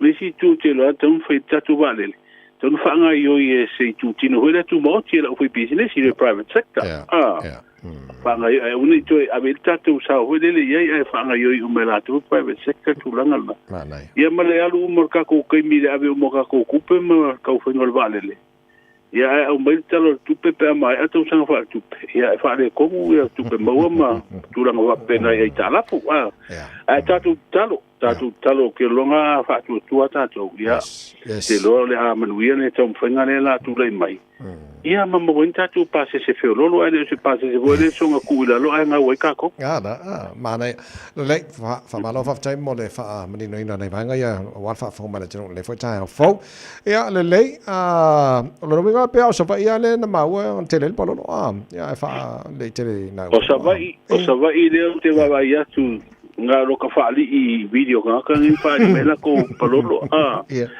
ia ai fa tai fo ia le fo ile so ta inga tatu te le palo sa ia tatu mo tu sa vai paula le palo ri ka vai o sa ka fa lu ko pisa mai si a mela mo se palo o ma kwa le a tanga te pe o mangia me ho le o manga isa lo i fo le makeki ia pa ta wai ia ko fo ngungu ale fa le ungi pisa fo va ngala i o fi palolo pa ko a mai a foi color que quero el palolo sa maua ko palolo en kangal nei pe o ki se masi que vele o le ko manco ese palolo pa ko a mai lo ale foi color palolo venga ia e per tu langal na so vai ko el maketi ia na fi o ma ia mo meu o plastic fo o container o meu apamasi tu la fa pena o le la fa ka u ke lo a kamanga ale afe yo le lua afe tau kamanga ia ba solo ele ono se lau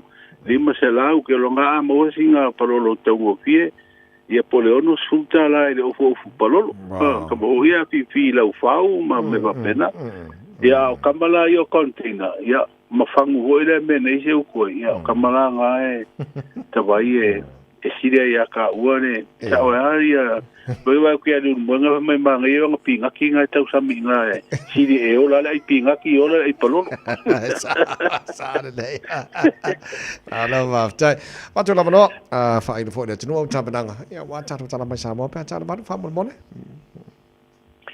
e lua tangi o fa to sina na fa ulu e sui tau ba le ba nga pui ia tau tangata fa sanga le i sui pui pule malu malo fa tu ile tu sa mo tasi o le boto ave tua O tali malo le fio anga o potasi le nei aso i le vaafolau o le ngahi raka waka mai New Zealand. Wa fea tātou motu i sawa i whaafiafianga le whaaili le fitapita New Zealand le nei vai aso. Ia a o le ito e tali watu i Aotearoa. E toru au laka pipa i mai whafo leo le atau sini o le tātou sanga. A le kalaputa alo le malisi le u whaamoe moe whaanga solo e le whaingo le nei vai aso. Whalau tele a tātou i talafo i tawai ma le whaafonga le atunu o le te masani o le au naga. O le tāna o le walu i wa hoi whaafonga mai le atunu e le nei Taeao. Ia le lei e a manuia mai le tau le atunu le Taeao. Whalea ngā ina whautuanga o timu ngā mafa whapea whautuanga o lo longa tawai whapea fui whautuanga o mo o ngā sami umo le tātou mutunu. Ai o winga o le tau i le so, o au savili e whiololo le malosi le tua loa, e au mai ao mana i timu e a whiaile e tunu inisi o taimi. I le wainga le tau mo polu masawai e upitia se vaenga o le langi ao mana i timu kupu e iai inisi o vaenga o le tātou mutunu. Pupu wata le tau ai le leu winga o le tau. No, ma no whafte tele no whia ngan mana tau tua mali tātou ngaruenga, le Taeao wa hoi whaafonga na tunu, manu i o whaiva nei aso.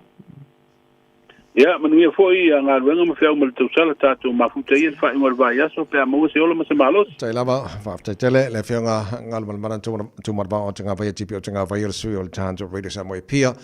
Whalau tele fo i nei vahanga na mō tātou walau whaafonga le Taeao. Ia na fo watu tātou tala whalau tele lantau tua, ia tātou tala mai Samoa pia tala walu. I le Taeao, nei le tau tua moi Radio Samoa sfalima. Iwa tolu a mō whamni angas whalau le Taeao.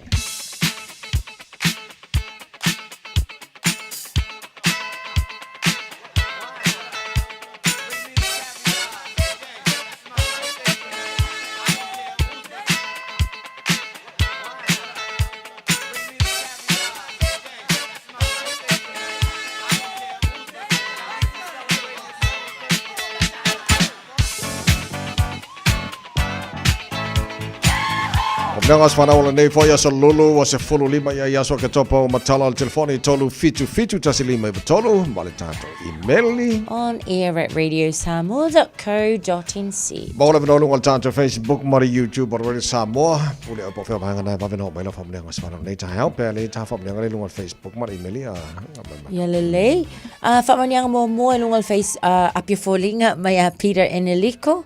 Happy 19th birthday daughter Judy Taeao. Sydney and Fasito Ota. Love from your dad, Peter Eneliko Taeao from Western Park Village, Ranui, Waitakere, Auckland. O leisi fo i o tātou whaamanuianga o aso whanau. Mai ia fuatia born. Whaamanuianga se tasi o le whanau e vivi ia e le loto ma whaaftai le atua ona o le alofa o le tamā wa o le mai se tasi o whanau le nei aso lo na aso whanau e ui ina o fiti e tātou i whaanoanoanga i le vai aso na tea o tātou le mafuta i lo aso whanau e whaafo i le whaaftai i le aso o e au lia lo tolu se fulavalu tausanga alofa anga o sio uncle male to alua a fuatanga fasi makoli uncle Timothy Fatu lo only sister le iu brother Toitu and kids, Cable Bishop Jerry Litaloko, brother Nico and Bert, son Madara and Auckland, and all our family Linnea Tunu, Masamoa, sio auntie Mafana, Silia Lofaanga, Osio Tamana, Tato Tuina Ifo, Lonatino Ilona no Fanga tu Mau, Ilea Sofaraile, Sefulu Iva, Lua Sefulu Malilima, Wayamsia Linnea Sofanau, I Fasisilia Anga Olotina, Taunesi born. Happy birthday, Layla Annie Born. We love you. Your dad, Lucky Born, missed you on this special day. I said, what will time allow Layla Pepe Manola Sifua? Ya, sifua manuia la usunga ila wa ya pa foi le sunga ila lori ya mana ya e di ia ma fa ya lava le alofa mda leo le tu ni hui ka ya fo ya o le aso ni wa ko ye se fulu tolu tausanga o se tasifo i o ma kwen piti fini ya Crystal Tai o la pene la pepe ia lava le atua foi o ngai aulia mulia ia ni tausanga tele o lola le foi le koa ia fa penga nga fa wa piano fa malianga ia te oi ia la foi ka lengi o le net por wa fiti ai oi le au sio ka ko tinu I Samoa ia mai se foi o le fe ngai ai maonga ia ko ama io ida nga sam le loku ia sa kai kasi e mori ko lo fa le lava mai o ai nga malava o fini o sio ka mai me po i Australia ia pe pinia va male inga male fa nau ia ngai uso ko o sio ka ia mai se foi ia Now so kinga ngai ko ke ma huka I ngai ko ko mu ya fa tai mai ya vasua ya ape fo ia ai o ma ku ya wala pene ma mo pola pata ya ma ai ma malava mai fasto uta mota wala sa le fama ya ape fo I mai savai ya isi di fo ya lo fa ma ma tu so tama ya da pepe pilioane martina ya san masina Tai te le lava tawai mo lo ngo mo ia lo aso. Tai maria fa nei Taeao ia o I sisi ta fa manianga. O ia tatu fa manianga I lunga le emaili fa manianga mai a Tiama Solomona. Birthday shout out to my dear handsome, quiet, humble and trusted nephew Sayan Sam Sham of Pukekohe. Sam, we're very blessed to have you as the oldest grandson in our family.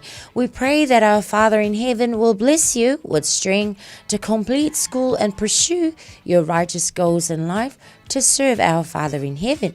Thank you for always helping me with my exercises to keep me strong and healthy. Love from your favorite uncles, James, but especially me, Christian, and your Nana and Papa, Tiama, and Fa'afo'i Solomona of West Harbour.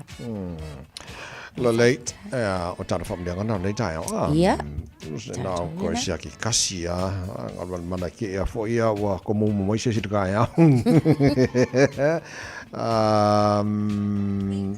Wa umma familianga na mai fo tie pon mangaia. Lo late wa ka ko. Le tino famna to was fan out so ala fan to le ofenga wenga mal pulenga radio Samoa mal tar program manual ta pesele mo oi anointed praise wa malino no to monio to was fan sepaki Happy birthday to is for lima le ban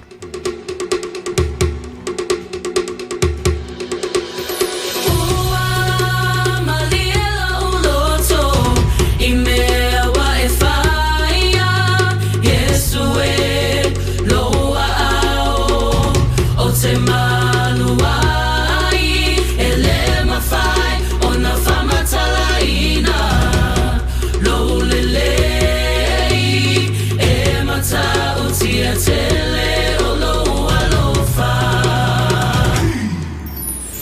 ua malielo uloto imea wa efaia Yesu e lo ao o te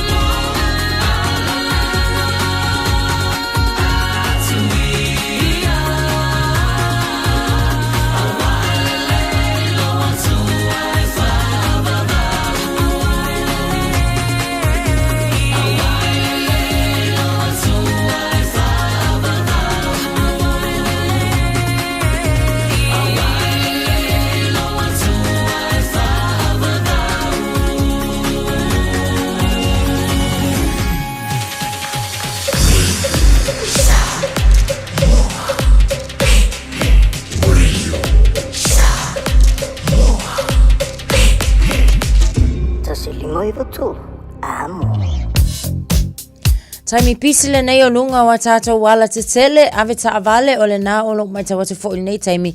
Ia ua tele lava ina mamafa le traffic mo tātou. Yes, whala vlau tau ta avale sai I le vaenga lea a Botanic Gardens. Anga ia tu le vale nā o Botanic Gardens malanga ia tu papkura.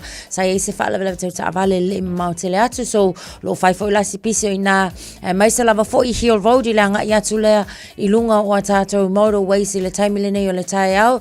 Green Lane East o lo mai tau watu faisi slow down I le taimi le nei pea maleiva minute. Lunga o tātou Southern Motorway o lo mai tau watu city bound fai lava si mamafa o le traffic o lo yaima le ato ta avale le o lo tilo atu nei I ai Mount Wellington le vaengle na o lo yaile ato le ta avale so af ta avale ia 5 so son mal tātou por klamen fa ilo foi pe a fa apeo e si la fiane le vaenga tonu le na o le ala tele mai tau atu foi o Nera Road o lo wa faisi pisi mai foi I le nei taimi o le Taeao Gravel Road on North Shore faisi pisi o tātou I le nei foi taimi lunga foi o le State Highway se fulu male ono ia o lo mai tau watu la taimi le nei makua pisi lava foi tātou I le nei taimi o le Taeao avata avale taimi pisi o le Taeao tau tuana le saunga le mu ia mai se foi fa ete pe afa pe o lo ia nei tamaiti so tono ta avale I le nei taimi o le Taeao manu ia lo fainga mlanga fa fonga mai lo sa I le Malu le Taeao to is fulu minute o Natale o le tula valu Radio Samoa. Taslima Ivatolu. Amo. Calling all parents and caregivers of toddlers, tweens or teens. Are your tamariki fully immunised against measles? It's a serious and highly contagious disease. So, now's the time to check that they've had the 2 vaccine doses they need for full protection. If they've missed one, or both, it's not too late to catch up. Book their free vaccination today. For more information, visit info.health.nz/measles. O e sila fia e iwa te si malitolu wha miliona ta la le se leni ale UTOS ua toe wha asafua atu I ona sui whai unite I le lua o lua wha. Whai sau teo ngā tupe e teo wha awhainga luenga ai lau se leni ina ia vave wha tau nuu se wha moe moe ta ua a lau ainga wha pe e ka le sia. Wha o ngā au nanga le ANZ po le talofa voucher, le M ta la, ma le My Cash e ala I le Click X. Wha afso tai mai le ono valulima lua ono iwa wha iwa, le www.utos.ws po le emaili o le info@utos.ws po le Facebook le UTOS le whaaputu ngā tupe te whaawhainga luenga o le mawaenga tausia Samoa te whaawhainga luenga e mātau lau seleni ai sele e oe le manuia.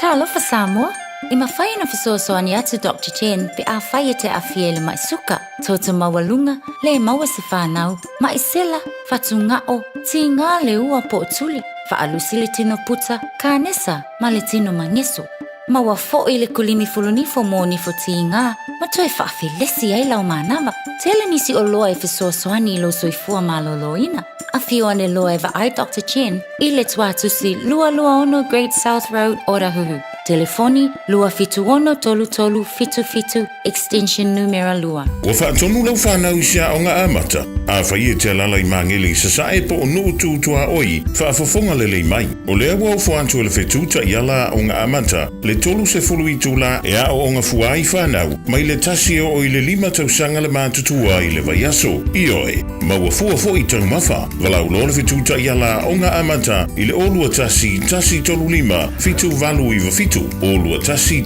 tolu 5 fitu valu I fitu. Mo se avanoa o lo walo. So fitu miro tolo talo le tula valo tala mai Samoa pe tala valu I le tau nei o ngā tono vea so tātu iai lona se fulu 5 nei o aso ke topo le tāra whalonga le luha whea lua se fulu ma le 5 o afo ke topo lan tau ia so ne ma veda ro kau sangari whaftai pānga tāra pokala me lunga o le Facebook so ni mai il wha la velen tupu I Bombay o te rolena mai le sunga ia Rose Ose Adrian Domenico lefa mai te le wha lave le loli Bombay city bound traffic jam coming to city malo whaftai so te lo tasina vai so so for the traffic reporter ngama nei Taeao o le lau titi lo atu nei lunga le map wo o rama na queue mo la to malanga mai tu atu Bombay tu langa na ia I le tu atu le sauti o Kilani le le whaero pēr mo le tino le foi Taeao fau nei matua malolo on sa nei Taeao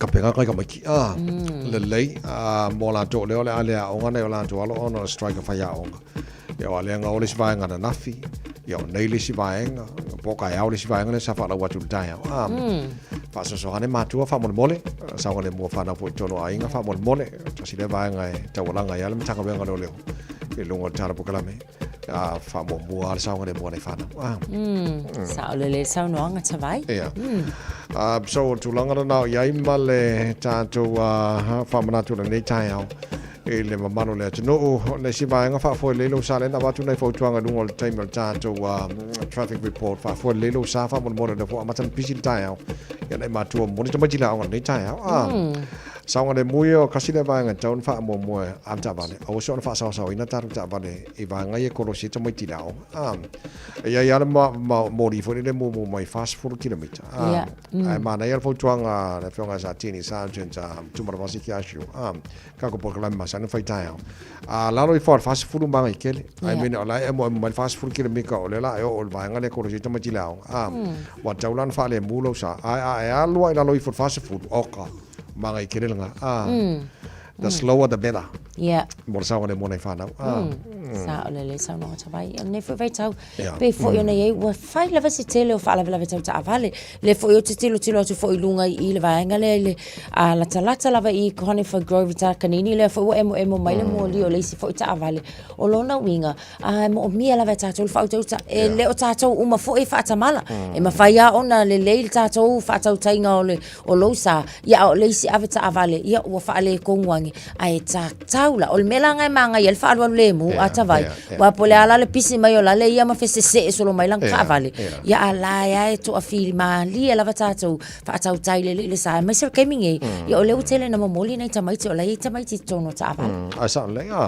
ya le o le fa na tu na tara programa nei Taeao fa mo mole o le fonga feta lai o le parlamento New Zealand Jerry Brownlee o le la toi tilo langa pe o ka makele e fai pule ma o le o mang fai la ko la unga ma fai mana haka boi cho te lei lo tu la fono fa vai o parlamento New Zealand o se vai nga alo ia le ma fa alo MP si tono o parlamento New Zealand alo titi lot ala si sila le fonga feta lai inicio vai nga tau ona vai nga le tau fa ton ton wai attitudes fai pule tono parlamento ilana ia fo ile fa la wiloa malona manatu ele se fainga o le pese ele se fainga o le vainga fo ile pe fa pe o le fa se haka ele fo se faina a ia uta ngiele walanga a fa pe la e mo na fa so tai e ia la le tai mi fa a fa pe o mais fulima minute pa wale na o le numero tau ai a ovalola ona ile o le ngalwenga fo ile le fonga o le mauta fa pe mai order in the house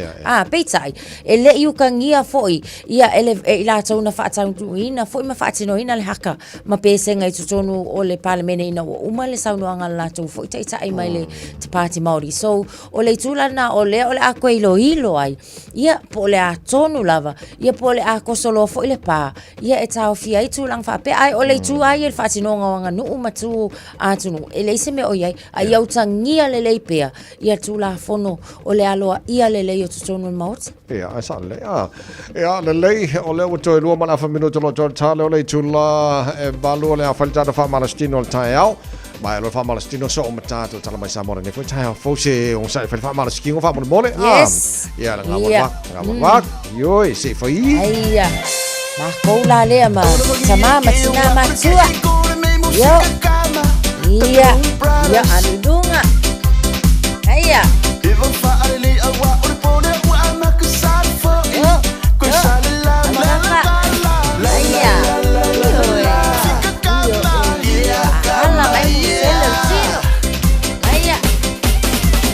kasih lumba aya iya ya lunga aya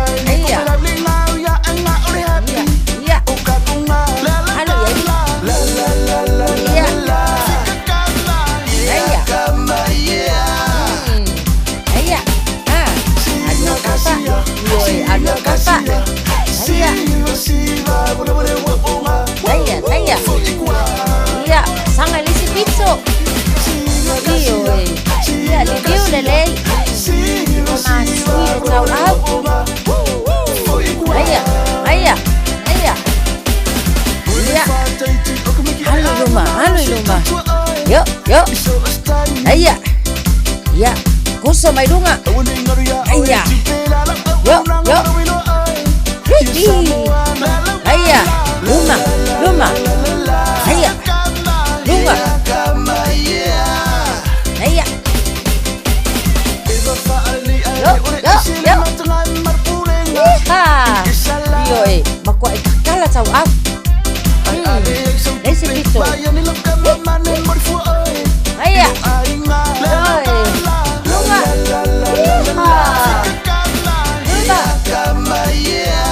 Aia. Yo. Aia. Sabali angena, sabali ai lunga. Yo. Lunga. Aia. Puru sekole. Aia. E va verse makovaina. Aia manaya. Ia malo fa malo sile nei Taeao. Manu ia tele le nei aso toi feilo ai foi. Tu fa soi fua. Tasilima Ivatolu Amo Radio Samoa. O mawhaiuna a wina tu telefon mai Samoa. Ona o le lango mai ale ofisa malanga o le Ades Travel. Telefoni o iwa, tolu iwa, lua o, faselau. Tolu iwa, lua o, faselau. O te whatalofo e lo tātu o tunu o nei aso fou, o tātu to e mafuta o wafo i le whaapoponga o le ngā ruenga, iau si mai alau whaafonga. I tangi e tolu o monianga o whaato sina sori tū la fono, le ana whaatūlanga e amata su e le vai aso mua le nei o whaamsinonga, o tālu sanga i tua ingo whainga whaala tua e mafua mai, i le taunu unga le whainga palo ta tele. Wana o le tasi le mata upupo o se tangi o tua ingo whainga whaala tua, ua whaau au nei o na su eina. O mafua lea tūlanga o na ua toe whaau i tua tangi e lua na whaulu, e sui te uwao le vainga whaau bufai e pui a ia te tau o tangata, mai le tū malo a inga le tai, ma le sui sa tau vai de whainga whiriwhiringa, a le tū malo palota o whaasale le anga lima. O le tangi e muripola le i a tau a le sa le i a tau a le tau a laki, sa mori ai le sui na manu malo, le fionga le fonga fitalai o le pā le mene, le tō whaau a paau muripola alo i tafua muripola. Wa whaeloa elo ia le tū tangi ma le tū na whaasanga iai morianga, wa maali dia sui o lo a fia toe whaasolo muri i tua, ina ua maua se marianga, i le wha moe, ia maua le whialo whaninga ma tausia le file mua o le tū malo. Le aso luas fulwha o ke topa e toe vala waire nei tangi, mo le sanga wha mautu a tiri o le taunu unga ua maali dia iai, pe a mai ona wha asara lau wha lau i tele lea marianga. O le tangi e le fionga pe stava i fautevanga ena, wha sanga i le sui na manu malo i na fō wha asale le anga lima, le minstalang o lango o mtanga luenga le pāle mia ma le kāpeneta, le fionga vui i inga sione i inga, o wha pena fui ona iaile au ta singa ala i se marienga i toe ave i tua. Wa wha asara lau fo i whala wa i tere lea taunu unga ma le wha moe, e toe vala au le nei mata upu le wha msinonga i lea songa fua asau, e wha mautu a tidi ai le wha solo muri o le tangi, a le fionga pe stava i fau tevanga ena.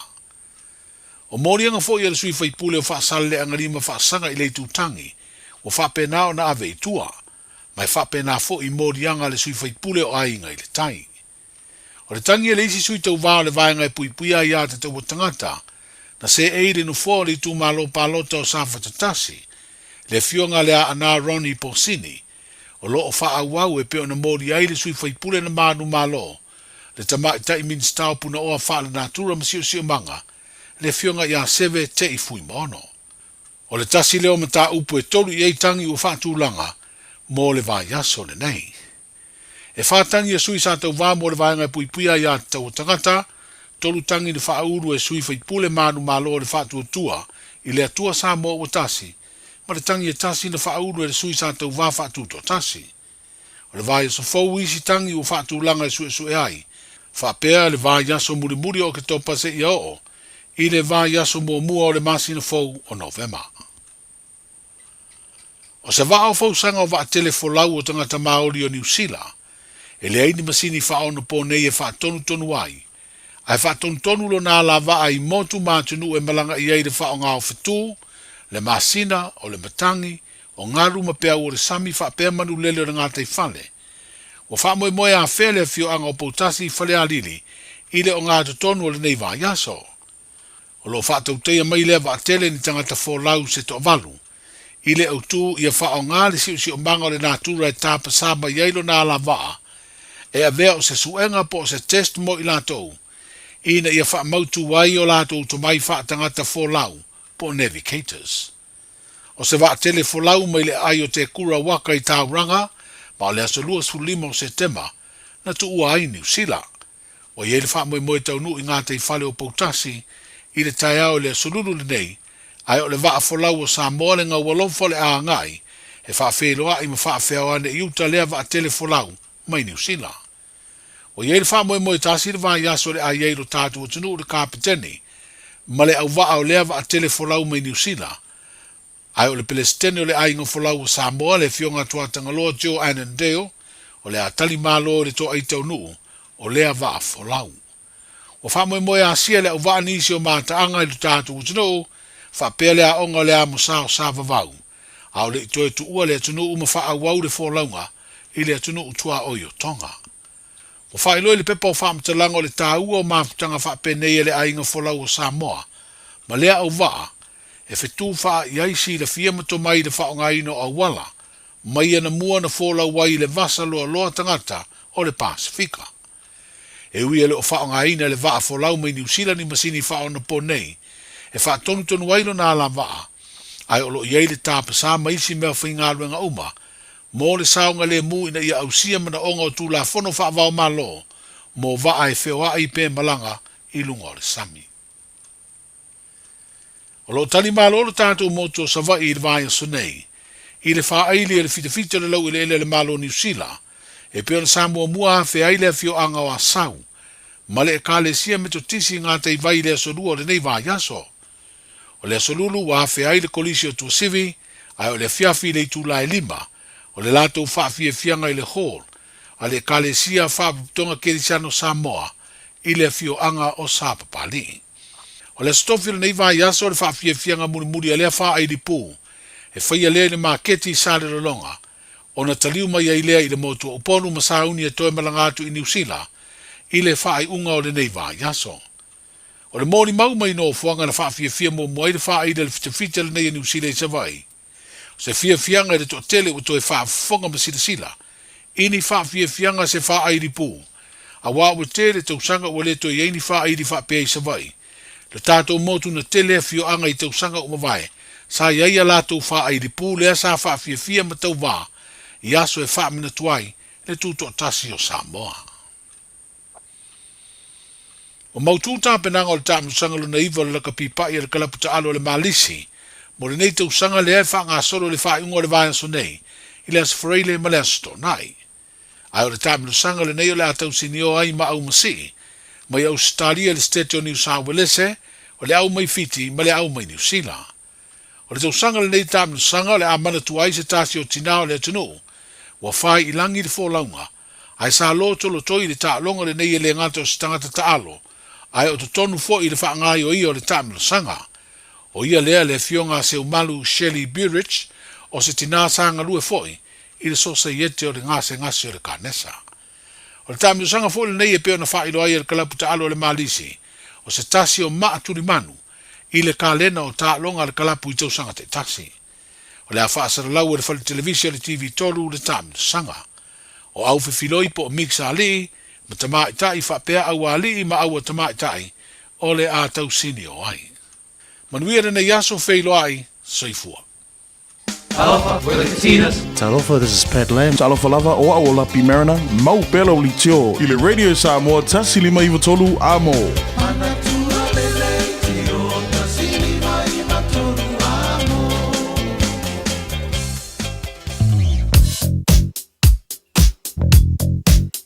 O li poti mai lunga o le alatele, ua awina atu on o le langolango mai o le ofisa malanga a le A-Travel. Telefoni o iwa, tolu iwa, lua o, faselau. O iwa, tolu iwa, lua o, faselau. Le poti la tamailunga la wala nei taimi o le Taeao fau wawai atu le highways fuma le ono le malanga mai le sifo mtua I poloka whaasolo a toa a mata mai lava le link o le sifuru balu anga sifuru ono around West Gate.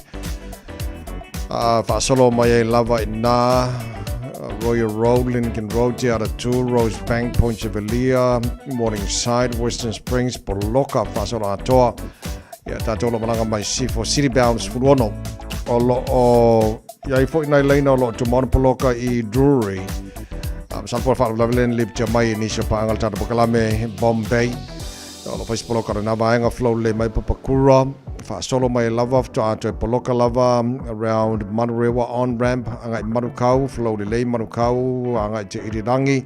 Fa solo to East Tamaki Road on ramp Highbrook Poloka fa solo atoa Tip Top Corner Mount Wellington Poloka fa solo atoa Alice Lee Penrose fa solo to Green Lane New Market.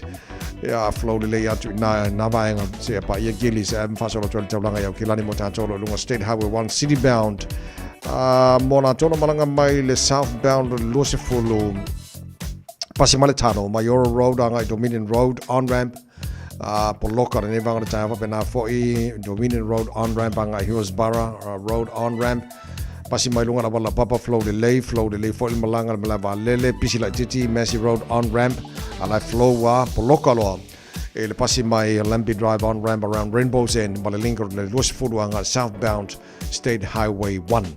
So vanga Poloka na ne vanga tawa telo isi vanga la wala am tavalen to mal time malavalon sai o tulanga na faisi Poloka telo la wala ine ne foi time ole Taeao.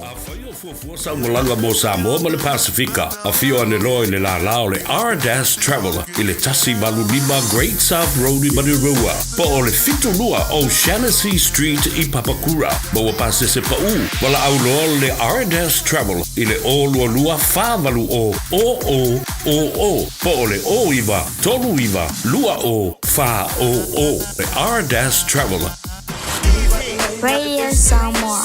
Taslima ivatolu. Amo. Malo whapteile tino I lau mai mōmala whafonga nei fo I teimi o le Taeao. Le vaingala tamari nei le tala o le tau wawatu Samoa. A lua se fulman whao I le vela le Samoa. Te le valu I Samoa. I le nei teimi o le Taeao. Fau e tu mau wingalangi le leo le tau le tino le nei fo yaso. Se vangarani sofa o sa vaenga o Samoa. Pa uai timu. Le nei aso lulu. Ala matele lavan langi le leili tau. I Samoa le nei aso. Mwhaina o tolu se fulu. Lua se fulu I vanga tolu se fulu degrees Celsius. Maurunga le pevela le Samoa. I le nei aso lulu. Lua se fulu marwha. I lona mawalalo whaatara whaatu panga. O malawa le tātu porakalame. So se vaenga o Samoa. Ma Amerika Samoa. Malo whaaftaile mai mō marwhaafonga mai le nei fo I teimi o le Taeao. Taro wawali tulanga o ile tau I Australia. Malo se whamanu I Australia le nei vanga o le Taeao. Maruru I la moi Canberra. I le nei vanga o le Taeao. Awalanke papole o nai maruru o le Taeao. Awai o le winga o le tau mo o tau le so. O le amatua I langi le leile tau.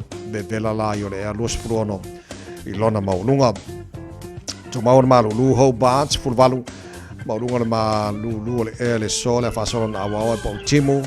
O isi vanga o mala mana ilma whanawhana Perth, Australia o le te wawaiatu la materen awa o los futolu malunga o le mawhanawhana po le bevela o le ea wawaiatu ma le pone los futwhana malunga o le bevela langi le leile tau los mo le ono malunga le bevela I Sydney, Australia ma nei fo I langi le leile o le tau mo o tau le so Brisbane, Australia ma lo se fo manuia awa o pa utimu ni so taimi los fuman fitu malunga le bevela mo o tau I le so wawaiatu Adelaide na fesi maru luo nei teimi o le Taeao valu lo I nei vanga o le Taeao ai au le pole le asuru mata mo fire la ia ma vevela le ea ma o tau lua se fun ma valu dona ma o lunga whaasolo ina awa opa o timu ma lo si sabili ni so teimi I Darwin toros fulima ma o lunga le vevela o vanga o mana o Australia ma tunanga o ile tau I le nei fo ia so fo o tanto o lia no whanga whasalanga Radio Samoa tamaki makaura o ke lani se futwha o ile Malu lu ne vanga o Taeao wa atu lo awa o malangi le mari tau I le ne vanga o Taeao o winga na tau le aso atoe awa o lang le lei il teme pa o timu ni so vanga o kilani angi mali ma savidi mai sau tisi sifo fitu mo no Malu lu fa ma wina mo o kilani le so fu lu lona ma wala lo Taeao pe audio le fa solo ina susuru mata o fira la tele vanga o kilani Tau whia lolo mai mawhana whana Taeao spuruiva lona maununga. Mana fo langi de leila spureile, spuruiva fo mawhana whana le e lona maununga. Asto na ilangi de leim, mana fo spuruiva mawhana whana le ea. A whasolo langi de leila sa sunga fua mana so lua. Ora pa ia solo mana i atu. Kalo sia ia uminge ilangi le le wo mai.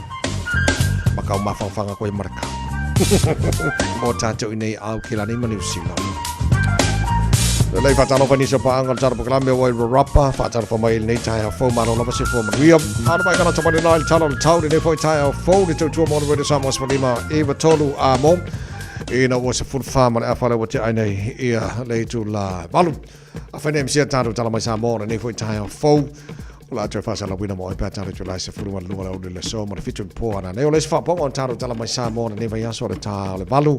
Ile Taeao Taeao ya o vai nga na lo tu pisa mo pe na fa fonga le tino nei Taeao tol pu lo te mali fo le tino u fiu tangai ya mamari lie ave tua ya tangi e fa sanga I fainga palota sa matu nei le tino manaya le anga me matango fia mo le o le fina ngalo fa tamali ia so ala pule vai nga wal man wi o le tu malo ya on lai fa wa si tangi e fa malo fa tai tu malo na luo fa fonga tu le no malo fa tai vi ele lo fole tu se fuli mo no cha le tu la valu o si mai la fa fonga o le fa ponga ta tu mo fa Samoa o le nei foi Taeao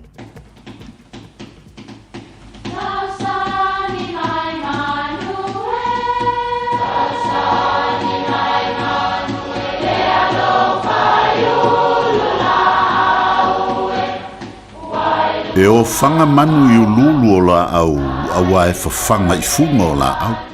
A o le tangata, e whawhanga I upu matala. O le mawhileo o alanga upu mamuanga ngana Samoa maona whaapongai, e a fua I lona sio mianga. O lona lea sao I le whaatufunganga o le iloa whaale aso, mai le tautua se ia o ina pule.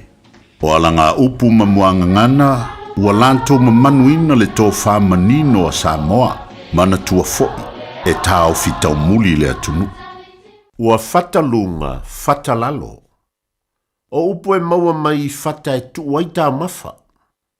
A lau watu ia tā mafa a tele mea manta I le fata pito I lunga. Ia ona tuu lea I le fata pito I lalo.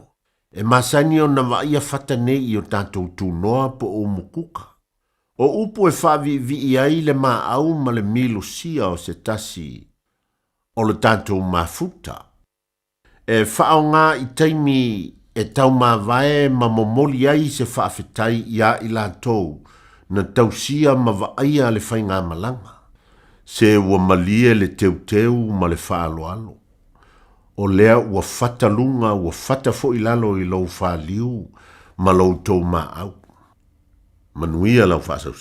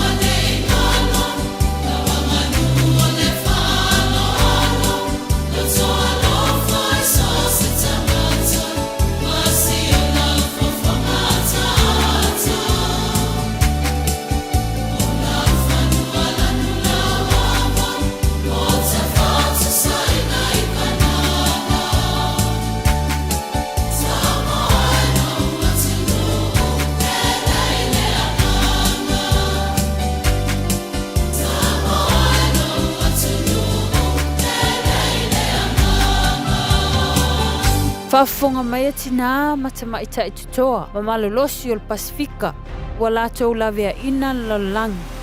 Whaftai moa o tō ngaluenga lelei uma, ua whaia mo a inga, matangata lautele.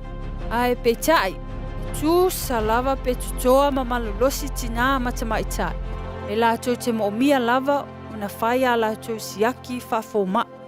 A whai ua whaasful lima, I le onos fuluiva tausanga le matua o lo soifua. Whaatonu nei loa so wavanoa siaki fua ai o susu, mo le siaki ina, pe ua afia I le kānesa o susu. I le pressed, screen, Aotearoa. Wala awane I le numera. Oval se lau, lua fitu o, lua o. Awa, o le whaia o le siaki mawhaata o susu I le aso. E lavea ina ai o tou, moa Taeao. O se tala fiafia nei mo I la tolo mana miele vai yesi, vai sasalapa ma le vai tamalingi, mai le Samoa Herbs, ua mawhaine o na whaata watu le tātou ofisa, a le Taeao Marketing I le mautou Samoa I mangele, e nao le lusful tala le tau le vai, ma e ave le wha mua ia I la weanga I mai le ofisa, e totongi mapiki a la vai, Morisi whaamtalanga whaafsota iane, I le olua tasi o lua o, lima valu tasi fitu, Morisi whaamtalanga, I le tātou vaiesi, vaisa salapa, ma le vai tamalingi. Oh my, e fata mo and follow chicken and things. My popcorn chicken, crumb burgers, my marinated wings. Le Chicken and Things, numera ono di Melvin Road, Onehanga. Te tala mai I le iwa le Taeao anga I le lima I le afiafi, a songa fua I le asu tofi, ma le iwa le Taeao anga I le tolo le afiafi, I le asu wharaile. Telefoni o iwa, whātasi ono, limatasi o ono. O le aiai si whaapitoa matau tia mo le te tala aloa ia o le Chicken and Things I le aso ono o o ke topa. Poi loe ma fai ona whaongara o Q7 e fai ma te pause mo lo whale mōmua. A fai fwoi o Yeso mō kesi e ma fai ona tato sosoina o nisi a wala I whale tupe sese a tonu I whetau I matulanga o lo langa timine. On mata o nanga I Supreme Mortgages, mata o te fisoswani e sue se tali mo first home buyers and refinances. Wala o mai au Sam I le orua tasi o valutasi toluiva, valutasi pe emaili mai I a sam@suprememortgages.co.nz. So lua se folo mo le ono mino jolo jo chalo le tula oile ai so o le fkaru sufa ke le vat ka fefe so a Sam pena fo I junior ainga Vanessa o le Supreme Mortgages la lo la vanga lue manu ia fai val nei aso ta to mo le ni to mai tila ora nei tal pesela mo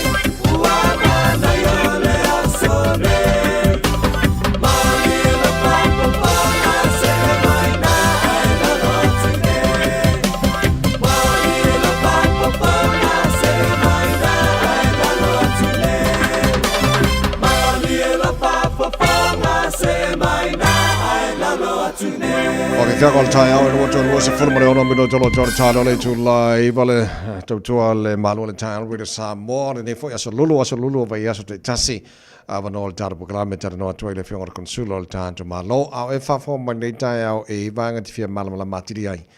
E le tau tuara whianga consular mon officer e le leile whaafonga le lei tele o nei vaenga lo o whamanino o tara pokarame ale ai o lo watu fwoi mal telefoni e whaina wala awane iai e lava le leile taime tara no iai a whiwhia nei taime le tau whatis mai le whianga consular le whianga whimata le malu to whilau para se loe whaapo le tara pokarame le fwoi taia fau ia whia mai le whianga consular ma no se whamunia whimata ia taia manuia e lau sunga tawai ia whaute hoi le le tio fasal lau le tio Samoa ia ere ma te lea ia o le whafongfong tapua i ni tae o fou tae o manuia o ia ma le malu si o tātou tulu mai lawa i bong te tele se o mongoiti ia me se fo i le tapua inga ma le whaanono ngā manu au au nā le tua ma ro so i fua le ni tae o manuia tawai ma lo si fua alo ia ia tātou tau whai whamalo, whaftai fwoi lau whionga konsula mo le whaamna mo le taimi le tāpu kala me masani aso lolo vai astu. Tasi, o le a tātana no mua o te loa le fwoi manino le atino o la tau fwoi ne malo ma le kuau tai Samoa. O te loa le si vaenga o le tau whawhangitala i titi ala atino o mene o pepa whainga ruenga o te loa po o auto va atu le tau ofisa Ia mai pesa ona ngalo fionga po lan tulanga ton ta oto ile ba nga fa mon mon. Fafte ya tavai. Pe tasilelu ita ulo fia ngai pe ma sio ta tu tu. Pe ro maro ma ile se ifo ile a New Zealand fai malanga no ko maui nei. Made. Ia wa fa yo se ile no fai tau sa ngalen te nei po you like. Ia yo o mai le so i ma fai on auto wa mai e na maro se tasile mata uta wo ave ma ta ave ro talno ina fa va maro ina ia fai sisi fu ngai i se ina ia mawaro ia fai no mai lei ia masu e nga ruenga tangata ona fai ka keleonga onga ka o fira nga ruenga fai o le umi o pa ka le kai me sa wai ona o fa nga so longa ma processo le o le pokalante ia ai le fai ko pa ka ia ko ia nga ruenga ro manda ia Mane. ole auto va atura ole tulu uri tato ofisa bongi so swangi I fa yo le umio kalsama ia a le tausu e oni pe pa fai ngare ia o te fa maru o tu la tunu o na le se kiuke le ole a ko se o tausu o ngare Mane. o me ia lava pele on sai ia o fa nga solo pa o le ngare ofisa ole o so ta i le ofisa ni sila ia I tulanga o talsanga po pe pa fu fa man ye na kota ia ole nga la tavai ia o tura me fu finga malo po le finga le pari bia kasile me ole ave ye le fa mo ia fi ku inga nei o kota ba fu mo la vai le finga inga fu le fa o le treaty of friendship lenga sei ia paungo koe sila ia le malo a wala vale fa ingo fui no le o le quota system le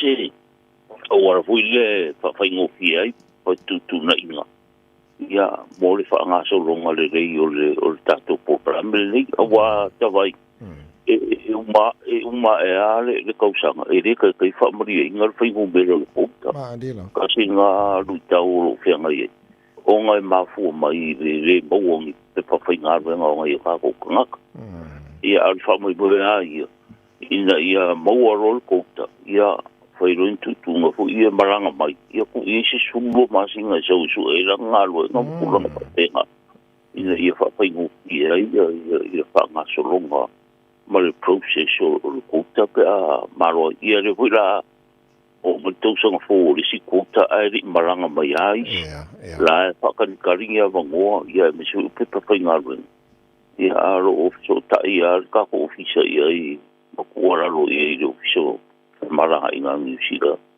I turanga fa pea e pe turanga le mo silfier ka ko ma lo fa te tele ma tango fi fo ile ma tango fi ile fa menino fo tulanga le mo na tunu mo fa fo mai ona mo na batu le telefone e fa konsula mo na ofisa e wala ye le lava le te metal te no fa menino na tulanga ia o le si vaenga na ofia konsula fa mata o le wa mata na nga so mai ta to la to foi nga nga fa bai taimi ia o te lo foi tele a ta po kalame ia o le lava na tu ala lo foi ia le le utangi na ai nga nei ia mo la tu ia malanga mai samo ia sa o le ta vai o ku vai taimi o se le nga o ku o le anga ma vai ta o le harvester ka to anga I nei sila ia o le wa mata foi nga fa nga so mai ta tu tangata nga fa vai ting ia pe on tata no tawai ia ava ko pele le tuala ro tato tu o le nga ru fantasia manu ia ia ile ka mo ta wo o ka silea aranga tu pe se tato tu o ro bo ele nga te so swangi nga ai nga ro fa muri mai ia alta ma ai nga fu se tato tu o le tuala ro male taro tu le tato tu kupea ia kamiki o mai o whengaruang. E ala kai mi mwhainga wia au ala mwhaina si mai ai ia mo weekend mai ta maiti. A ole e inisi whapita o ni pēra kula I mai ta vai. Ole o mai mare vale. fiu su e ka mai ki ia o pai a wala po e so ra se ai pa pe ma pai ona tau sanga ini I pe pa ma tu lang fa pena pe on si le fieta vai o visa ia mai ka mai ki o special visa e fiu ko ka sanga se si ai tu nga visa fe nga ko ni si le pai e ko fo ia Samoa ia are sta ia visa overstaying ia pin karo le on ko e ni stulanga mole lu mana I ko ia ma fa inga ko yo ka ko ka la ia o mai wa kasia ia lui ka o pe ngai ma New Zealand ia o tangata fa pe ai fa ina in ka e ka sanga fi o mai fa ra ve me tu langa fa pena ia fia yo visas ia stalo ia ta tu nga lu fa tasi ia me sil fa mo ina ia manuiere le po kala me ta o nga lu nga pa vai te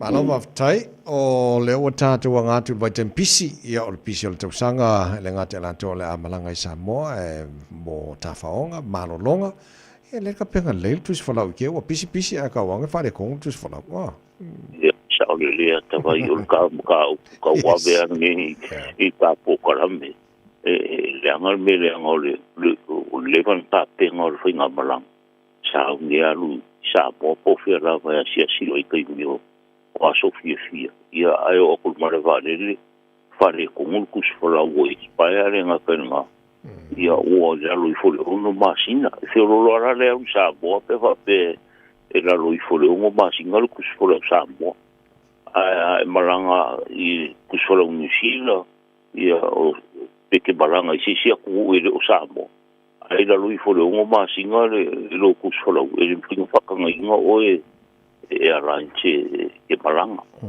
ia a o stongi pa se vai ia ele ko mu fi ia po ora me o ko nga ki mai I lo ofisa ia o tu langa na ava to ipea le lapta inga mo le tal sanga mo le tu ora ia si lo ku sola ia va be fai se fo ia o ini nei aviam papita o li maranga Samoa ia posisio tu fia se tu vai te me Christmas ande o le va no uanga ia kwa te vai o kum ko I turanga o tu solau ia renga te le exception stand for le ka ke no so I nei fi nga le one way ticket ia turanga nga lo se ka ko official ne vai causa mi ia so malo lo Christmas Multau sang foto vai. Malo fa tai ora ta fai ora nei Taeao ia ol fa mnatu lava a ta tunga lu fantasi mo le leo tama ai ngo Samoa fa ka ka ko ora mai Samoa. Fa nam ta tu sa. Ai ta vai I le mutau ta o I ia ka ko fa ele anga se ta tu no o au vinha mai indígena nei ia o pe ta fane ia si silane o pare llama talo ia lenga tele o me tulimo tulanga pa pena ia me se ia ta pena ora I le ia na o ia pale o eveni ia ba ta no ni o pale o na ia tato o foi pisnisi silane ia se tu ala lo tulna Malo fa te tele mo le nei Taeao ia au poni ngalo tatu wanga tu mo le temper Christmas mo tu sang fo o lo no poni tatu fa Samoa ia fai ana fa nga mo fa ponga mo te lo isi fo I functions ma sa nele tino le la batu telefone le fong consula fa na bala wana ia tolu o tolu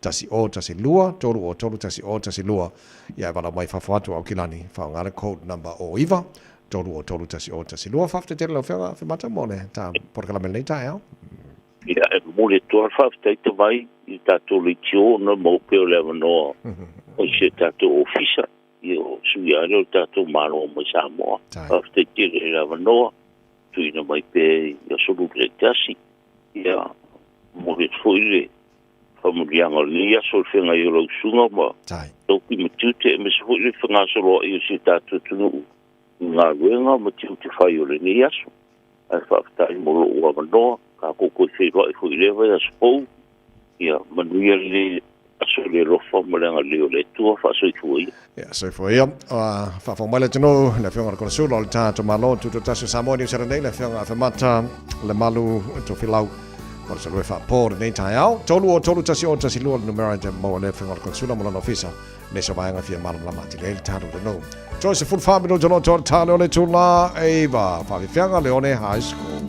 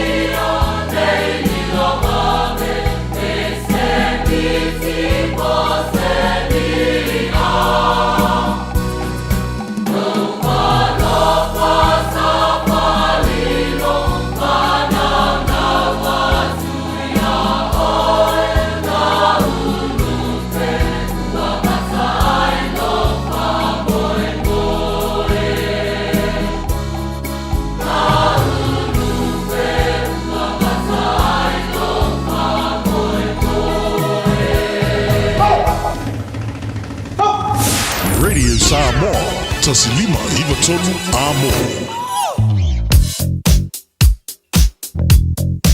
O li poti mai lunga o le ala tele, ua awina atu on o le langolango mai ale ofisa malanga ale A-Dash Travel. Telefoni o iwa, tolu iwa, lua o, faselau. O iwa, tolu iwa, lua o, faselau. Tātou le poti whai umai lunga wala nei fo Taeao fau le por kalame manu le Taeao mai ale on tātou siasile le tautua le Taeao World and Auto Limited. Mawai atu lai tu mauna poloka tātou le malanga mai sifo highways furuono. O ka o kasi poloka le nei vanga le Taeao.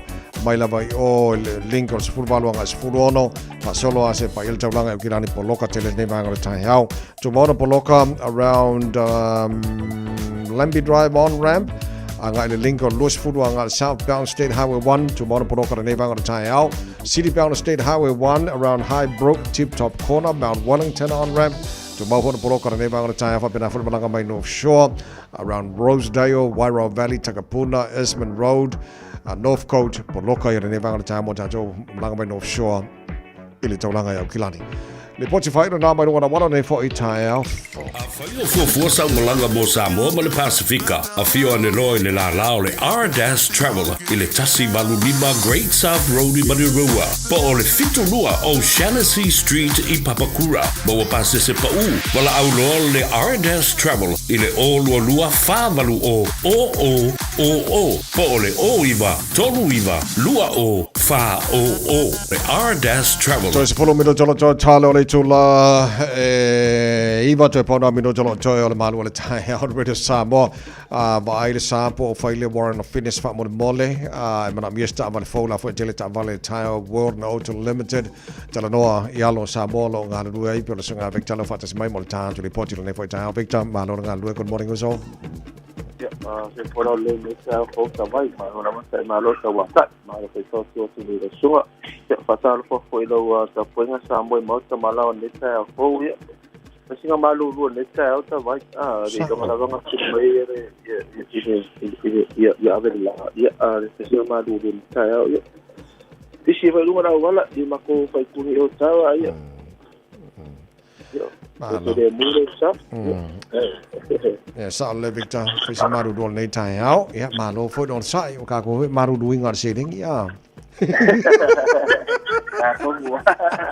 ya maru inga se ding ya mal tale po juzo tai vai mal mato no amato tu de tato po pesini ma tu su sende tu se apia pe tu ro sa ya mato o le mato i matasi de go tala fatasi ko tiso de tala si tu lima sende au le ngalo ya suatu airport ka checks airport tona sa to pa lo e maulo po usu sende te au sa ya mato lo po kes LPG go so vali tala i ve sende fa to li se ya mato au le ngalo lo swafa mata no me to no sa to se ya i vai aso te kasi fa lo to wata to man malo tunga ta to a radio Samoa o le tato a fade itilia fa le lo sa e kasi mo to li sta makigo le mato ta tusi ia fai mato li te sta se va na wala ta vale pe on fare ton o nei le a bakale ta kole pa weekend days ya se fa ta di de aso lugos mato wa ya igual la baba ya solo farina ka ko fare ro nga mole fa te i te ta ko fa wa ta kole ta to fare si ya go su pasene se sia te fa ta ina se lo mai mato di fira ta vale o nisi ko nisi mo lunga e ko pali li low snoko pu paso si sai lava patino sai teni da so lo ascolta la sistemia pa prima to le test pa ko che no più reflex reflex LED lights ya potato modi LED ta to ta vale pa piapu nota folete po le wo ya do ascolta la sistemia patino pe falo ta vale mato a fa che mo abbiamo falo sta ya vidi mai fuga poi me ya mato i da mato fare ni ama poi ma stava fatau sai me office ding stava di fo stava di tuai fa che stava di ma i tona va che stava fo per ma che offrire su la mo e SUV hai per cas fatta fuori questo pick up o io se to fo Ranger Hilux man mi sa come na teu come na disi o la fo ma sta che mon sei o lo snocco fu pa le quattro pick up fa ko cal fa o malava o ma teu o na ma fa ya el rasta fue la kako spoka o le spoiler was of the ya male politics ke lalo fa pe ni tu lang se ko ere dingo fa te ingo kako se ki meka ava pe fa to stava ne ma so wa so ma die se ki ne pe no to sa wo ko tik to ya sa wa sa u se ki ne i le ma to fa le me ni da o ta ya asa se ko i ya lo ta vale ya va to so ta de formato e ma lo cashback ya pa ne stava delle mato fatta vali o le numero le mato telefoni o i varu fitu pa to lua o rai mele tato fatta i le mato fa tu si kasi tu seri fecho o ta po fu po tuai po si ki le ka mata ma se su lima se pa le su lua ai dunga ya so mo si ta vale la va pesa to te da su la lua su ta la pe mi na mata le ga su dunga fa to fai nesting tongi ma to pa ma ka tu kasi na por ti to ai dunga se pena va a fa pero mo i le pa wala ta vale se tingo ka mai ma to fala ya a fi pa fa ta vale ya sta vale la ta vale po ta vale ti a si pa fa ri de merenga ya to le ka to fa sui da se ti me le mo lo ga ya ma to ta vale le ka to fa sini o ta vale le da soluzione di lo se vale vale to sanga ya to pe me le da to di masala ile da so di man fuali to ta vale fa pe ko so ka vale la tiki e se sini ya lo mo di ta vale la di ta to ta vale sai me ho sini fa sai ta vai mal ma to no sai man yo pe va se ko me man e sai da Victor fa tamo jale potil ne Taeao manu ye foi favor ne foi yaso sa mola tino pele mai lo a ba tino di mol ta malu Taeao le na bo ne foi so lulu fa te tele la ba no talo malo tampo inga Ja, tātou telefon pia tālei pala tāo nei ona tuina foi lo tātou whaasalonga so ante tia whala tusti tia mal proklame fia mai awal whawa wino do tua really Samoa mo oi mo le nevo iaso mo le tele lava le iaso stay safe God bless so far so far ai se ilaki osia ubesi ai maue ole mafutana ua uku e seira e tangata ai se a e alua poai ai o ai ngara e tatai ese o tangata warita mai nei me au atu tupu mai ese o tangata warita mai nei me au atu tupu mai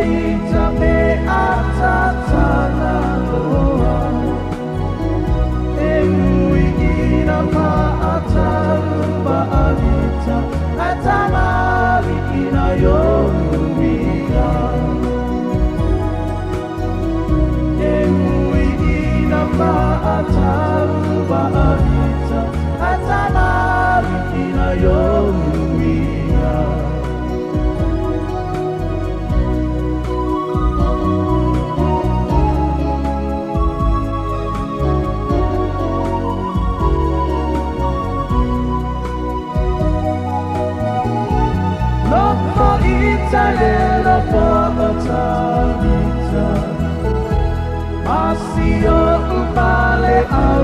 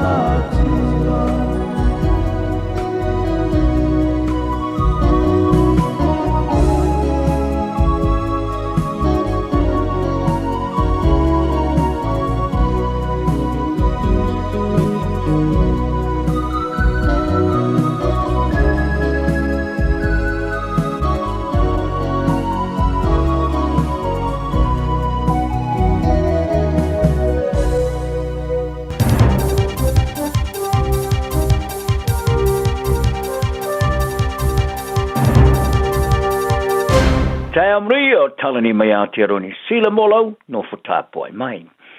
O se uruai tua ingo por kalame whare awa onga o whaia o le a whaia i se swinga mo tangata whaingaunga Pasifika mano whangai tua i le ai o tako o le por kalame whate i tai wa ilo ai o le poloketi whetu po le project whetu o taula i ngau si ai papapuni i le mawai o tu spasialo ia i leo foina leo tu spasi o le NZQA mua o onga whate i tai tangata whaingaunga company au tupo Primary Industries.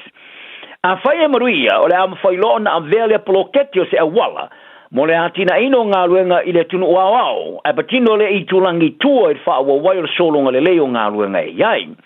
O le por kalame sa amta ina e tali e tua ilo i tau e fte iai mtangata whaingaunga Pasifika i a aila iti tua e pe o Malu lata i tanidin i le motu i saute.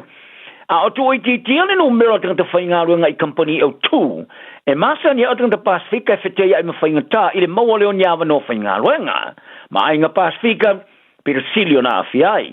Isu su ngā malo o whailo ai o le numero tangata Pasifika le ni ngā luenga i New Zealand maurunga tele. E se 4% o tangata le ni ngā luenga. Mua matua i maurunga atu lea na ilo le whaatulangana o ngā tonu e iai i le tunu awao. I le 5% ma se 4%. O le tamatai o Visa Silio le whaalabaru tonga tangata Pasifika i Oamaru, le Oamaru Pacific Island Trust, ma ta anga hana whanene taiti o i whalia.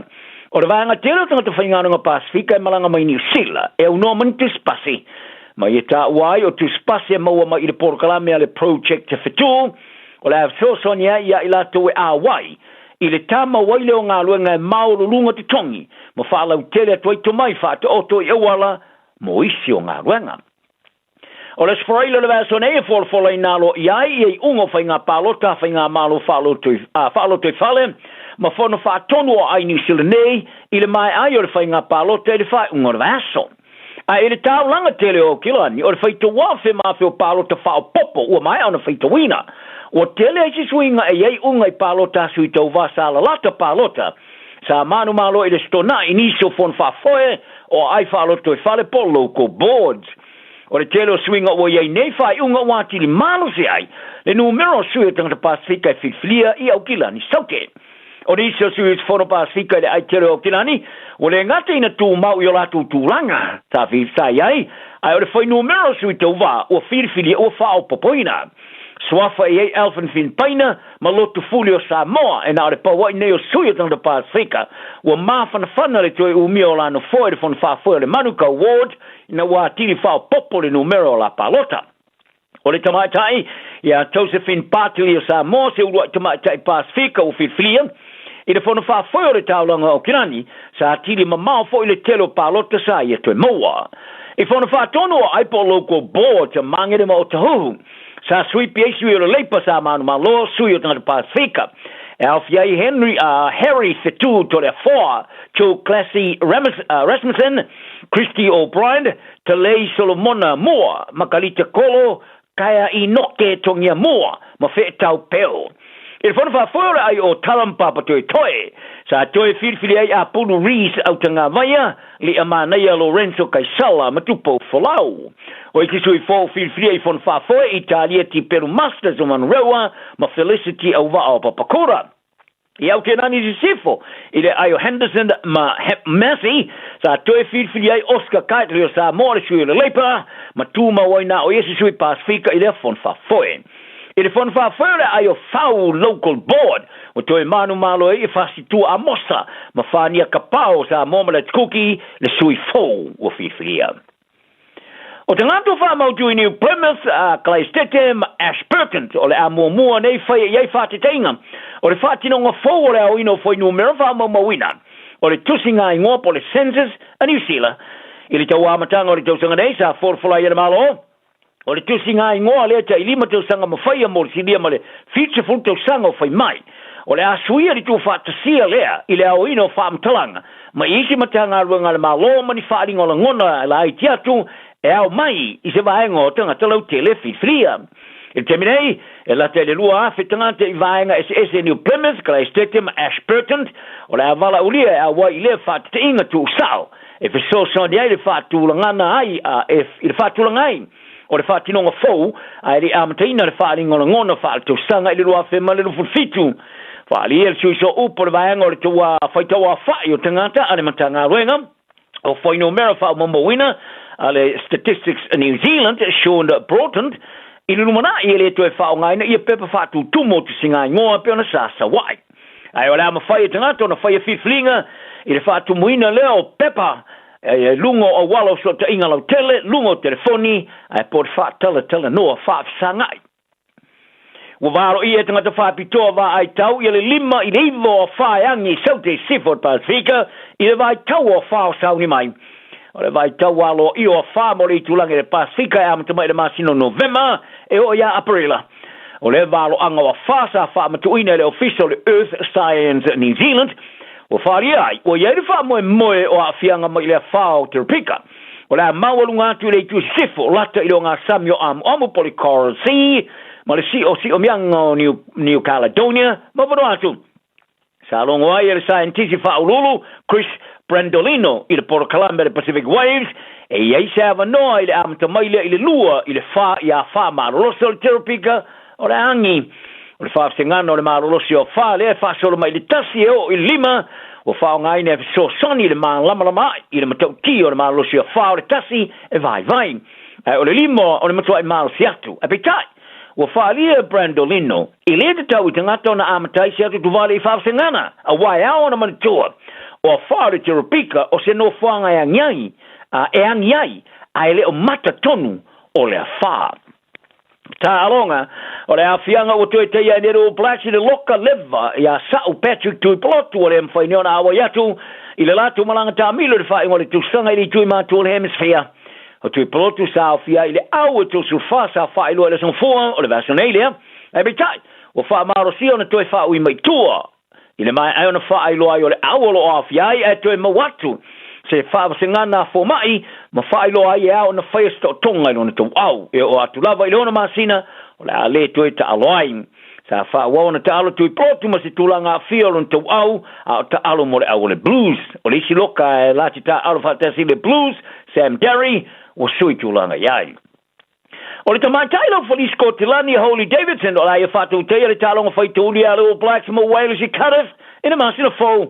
O Davidson e tosu to sanga o fa popolo na ingo ile lau o fali mo talonga fa malo ina masina o November. Sa masa ni ana mo miti le tamata te levo ya o te sapule lo ngā tono le ofu te alone ti polo ai le ofu la kapiliki. Whaali e pule sa masa ni ana te aloni ti polo a tupu puane e unoma se mata le kapiliki ona sa mana te alo mo le auni ti polo le Silver Ferns e Sila e muni ai li tamata te alo sa mo la uloa mo le Silver Ferns e Mario Foau e pitai wa marino ai sa to sinatu oi e le ta alonga la kapiliki le o filfili ai nei la kapia le Kiwi Ferns e Sila Olona wala ile la kapiliki sa mai tawina ina wa mata fata itai le fata tino le ta alonga matosina yai O le whātou sino le whātou tino le kapiliki masuia i lole ofu ta alone di polo i le ofu le kapiliki ma se ina tua i loa le kalapuliki le Sydney Roosters mo le tamarasanga tamatai le NRLW.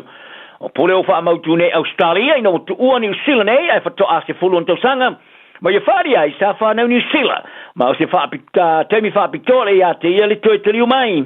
O pole wao fia i le awa le Kiwi Ferns leo le ata aloma le fitu sa mo i la sa le vaso nei Okilani le tālonga mua le tāmarasanga mo le ipo le Pasifika. Ai o tau nua mai nei le awa le tosa mo le tālonga tele ma le Kiwi za New Zealand i le asa sa. I le mai ai leo le tālonga le tosa mo le Kiwi Ferns i New Zealand i le malai le Ko Media Stadium i Okilani. Tala nao ne yaso maria le tunu.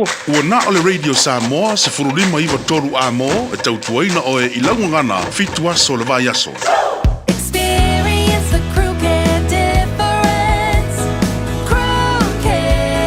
Looking for an opportunity to build your own business?